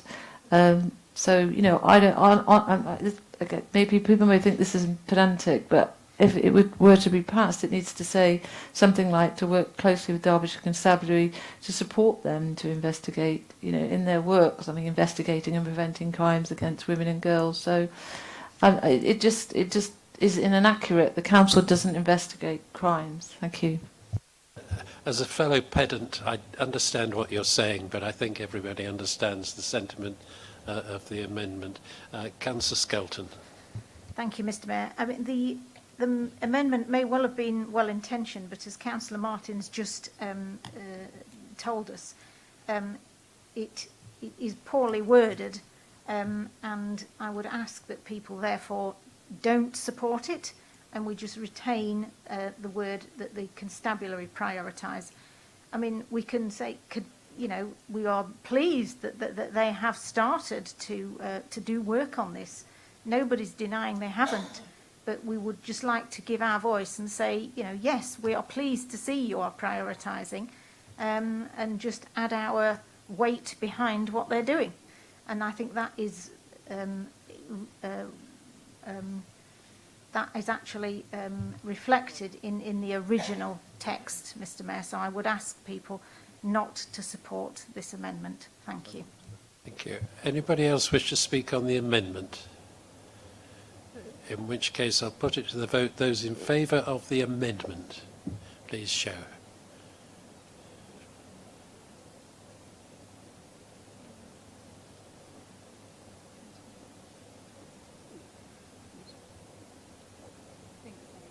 (21)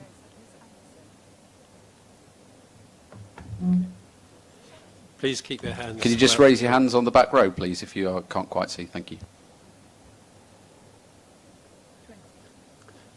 That's 20 in favour of the amendment. Those against?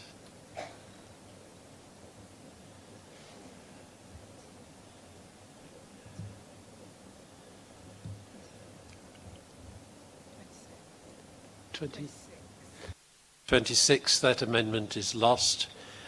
Councillor Heselgrave, you indicated you wish to speak on the substantive motion.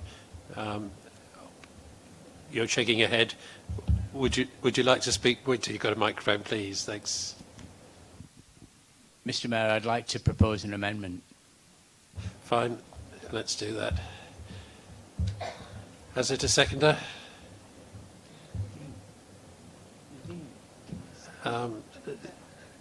Thank you. Councillor Peatfield seconding. Thank you.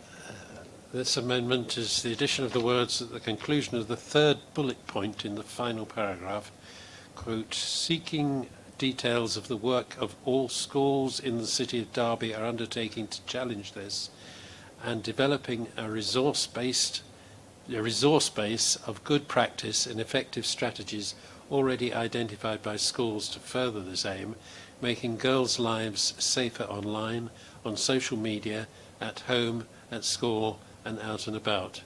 And the addition of the further bullet point to the conclusion of the final paragraph, quote, run a media campaign to raise awareness of Derbyshire Constabulary's gender hate crime stance, educating what can be reported, promoting methods of reporting and encouraging women and girls across Derby City to complete the violence and harassment against women and girls survey, https://bit.ly/2xm6f_r, unquote.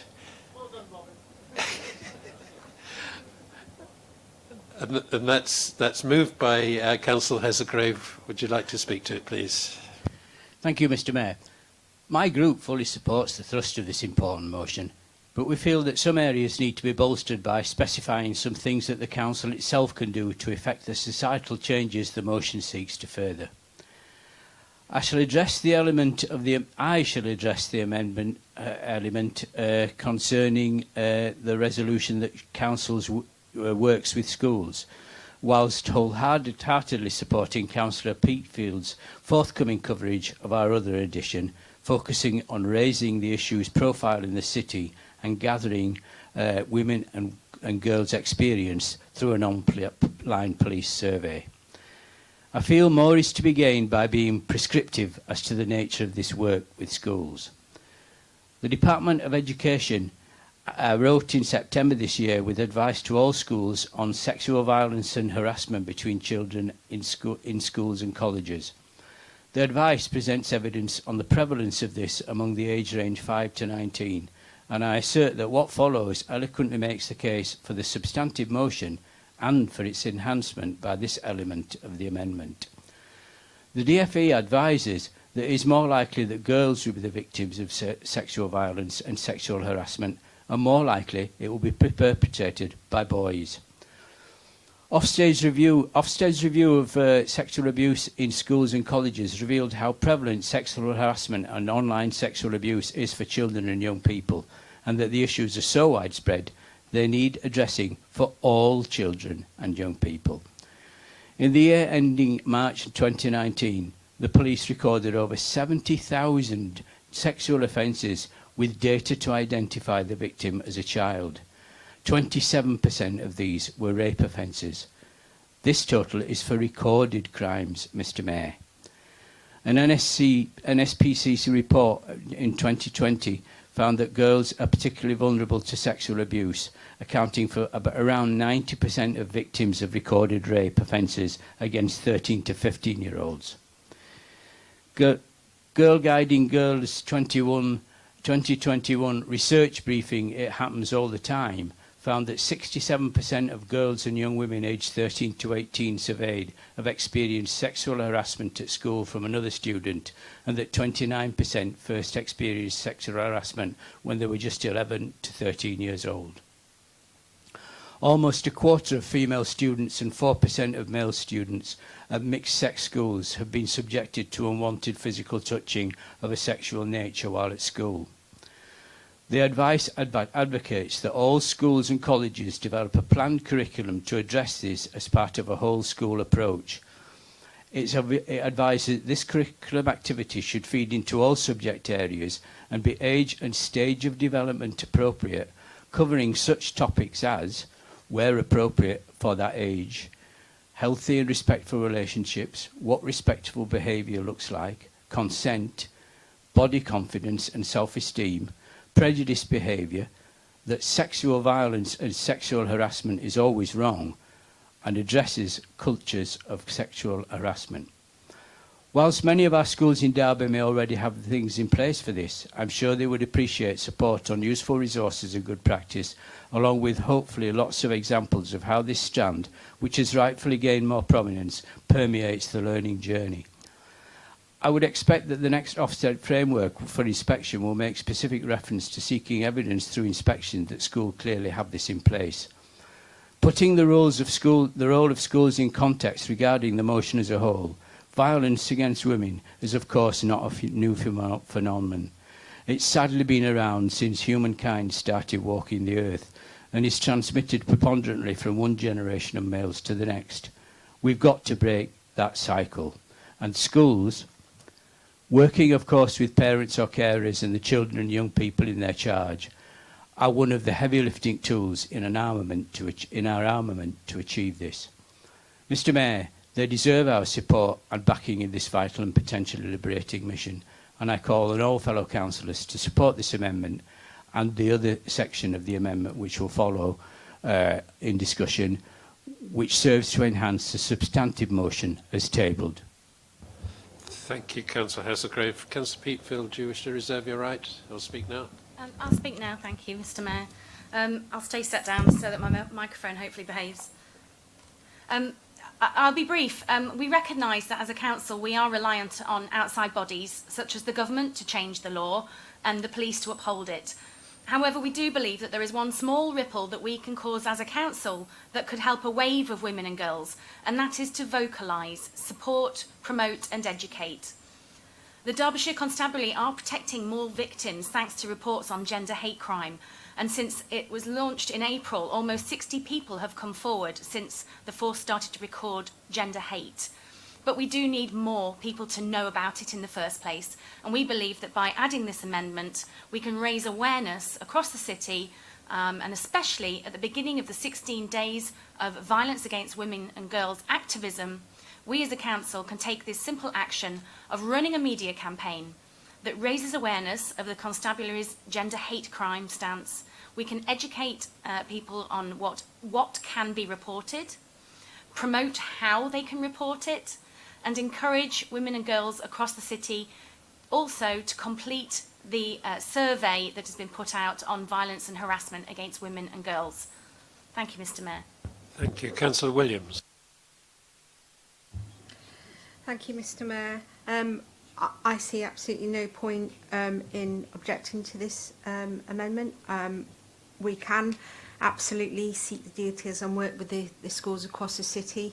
We have the ability to do that across all the schools, not just the LA schools. So I don't see any issue with this amendment at all. I think it's very important that we do work with schools, and I believe Councillor Hazelgrave's looking to the future of Ofsted. I think that will be coming to fruition shortly. You know, I have no problem with this amendment at all. Thank you. Councillor Dinser, then Councillor Skelton. Councillor Dinser. Thank you, Mr. Mayor.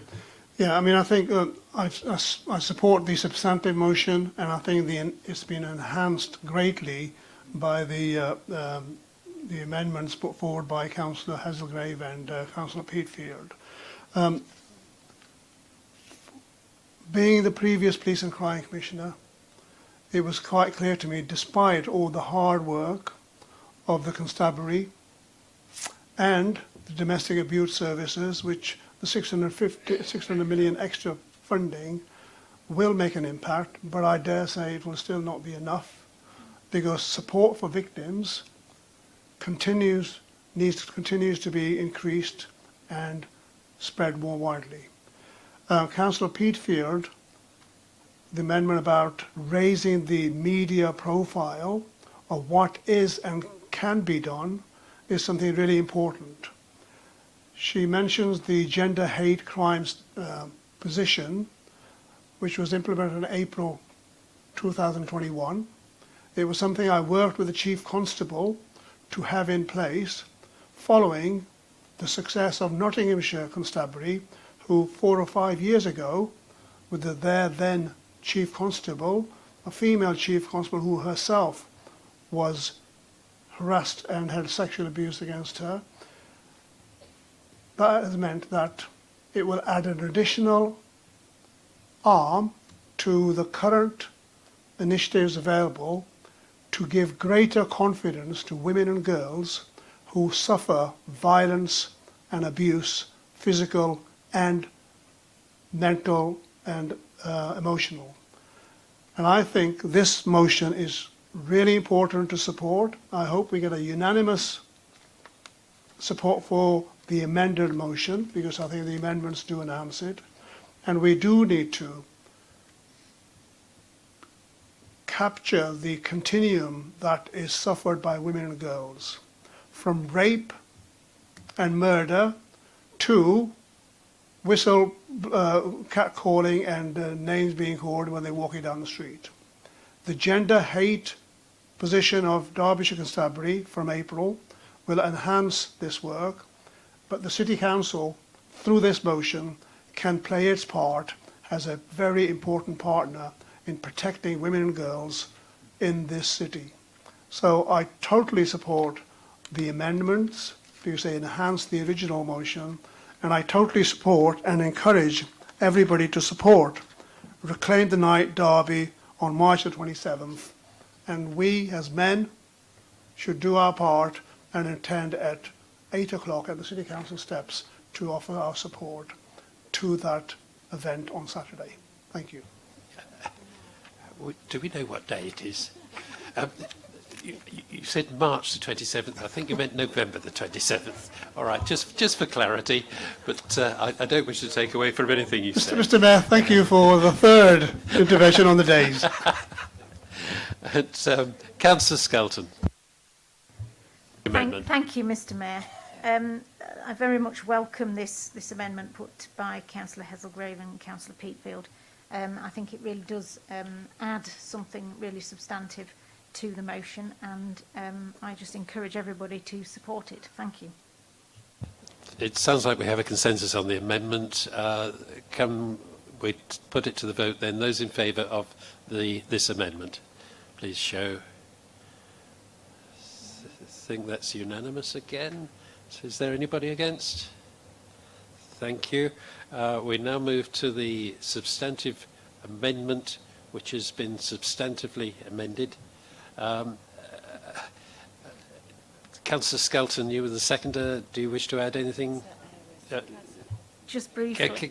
Sorry. Councillor Eyre, then first, then come back to you. And Councillor Peatfield. Okay. Councillor Eyre. Yeah, thank you, Mr. Mayor.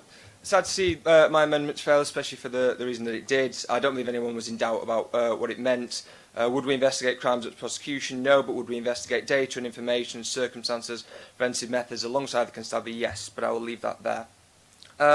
My group will be supporting the amended motion this evening, and a few people have sort of referenced that this motion is sort of the starting point. I just want to make clear it's not the case that the work now begins.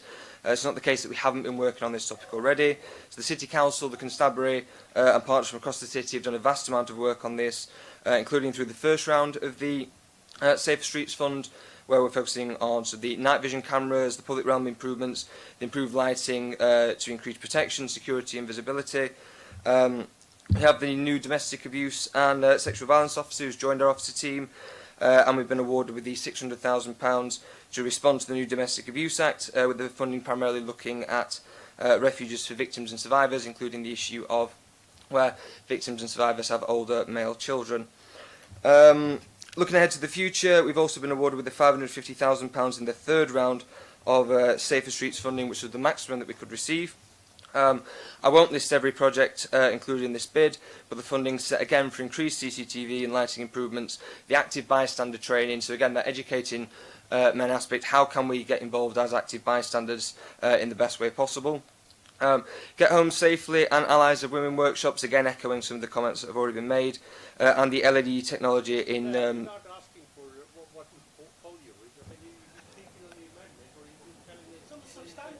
We're on the substantive motion as amended. Please continue, Councillor Eyre. Thank you, Mr. Mayor. And the LED technology in known subway ASB hotspots to tackle where we know issues already are. So the Council takes violence against women and girls seriously. Work on this has been occurring and is ongoing, and will support the motion this evening. Thank you, Mr. Mayor. Thank you. I've lost where we are now. Councillor Peatfield, beg your pardon. Thank you, Mr. Mayor. We are fully supportive of this motion, having worked with multiple agencies across Derby on the issues of violence against women and girls, domestic abuse, street violence and abuse, misogyny, sexual harassment and sexual abuse. We are standing in solidarity with the protesters on Saturday night's Reclaim the Night march, with a small m, not a capital M. Today's Derby Telegraph alone speaks volumes as to the level and variety of attacks that women and girls receive on a daily basis. There are 3 articles in today's Telegraph alone. Woman fights off attacker in city centre. Counties police look into claims of needle spiking. And MP's abuse warning. Attacks on women come in a myriad of ways. Domestic abuse, street violence, misogyny, sexual harassment, sexual abuse, and it's committed in a myriad of ways. Online, on dark streets, in nightclubs, in our homes, in our places of learning, our places of work. And relatively, it has to be changed and tackled and stopped in multiple ways, with multiple tools, in multiple arenas, but always, always tackling the source and the prevention of the violence caused by men and boys. It's not just about lighting, telling women how to dress or behave or how to protect themselves, or supporting victims once the attacks have happened. It's about dealing with it at source. And this is where we must put our funding. Disrespect, dismissal, disregard, and diminishing of women leads to misogyny. Misogyny leads to hatred. Hatred leads to anger, anger leads to violence, and that can be physical, mental, and sexual. This motion is a start, and we welcome it, and though much of it is out of our hands, we must solidify what we can do as a council to put an end to this. It begins in education, but it must continue through life, in the workplace, in the home, online, through intervention, prevention, and importantly, through leading by example. Thank you, Mr. Mayor. Thank you. Councillor Skelton, you were the seconder of the substantive motion. Do you wish to add anything at this point? Yes, I do, Mr. Mayor. I thank Councillor Peatfield for her speech just now. and particularly making the point that obviously there are a large number of women who are affected by this and have had violence or other forms of abuse perpetrated against them. It therefore follows that there are many perpetrators, and listening to what Councillor Eyre was saying, listing the various help and things that were going to be done, I only noted one that was directed at men, that being active bystander training. I think there does also need to be great thought given to addressing or helping the men who want to change, because there will be men, as we get obviously the publicity and all that follows with that, there will be men that, who are honest with themselves and they think, you know what, yes, that is me, but where do I turn for help? We need to address that as well. But I would encourage people, obviously, as well, to support the Reclaim the Night March this Saturday, the 27th of November, in the Derby City Centre, and also the 16 days of action that are happening also in Derby. So I hope that all councillors will be able to vote for this motion. Thank you, Mr. Mayor. Thank you. And Councillor Lynn, do you have the right to sum up, if you want to sum up all that lot? Happy to move to the vote, Mr. Mayor. Thank you. Those in favour of the amended substantive motion? And I think that's a record, isn't it? A council meeting where we all seem to agree. Isn't it wonderful? Must be Christmas. Anybody against? Thank goodness. That's unanimously carried. And it brings this meeting to a close with that show of unanimity that we've had all evening. It's our last council meeting before the festive season, so I'd like to wish you all a Merry Christmas. Thank you to all of those watching online, and thank you to councillors, officers and members of the public here at the Derby Loves You venue. Good night and Merry Christmas. See you next year.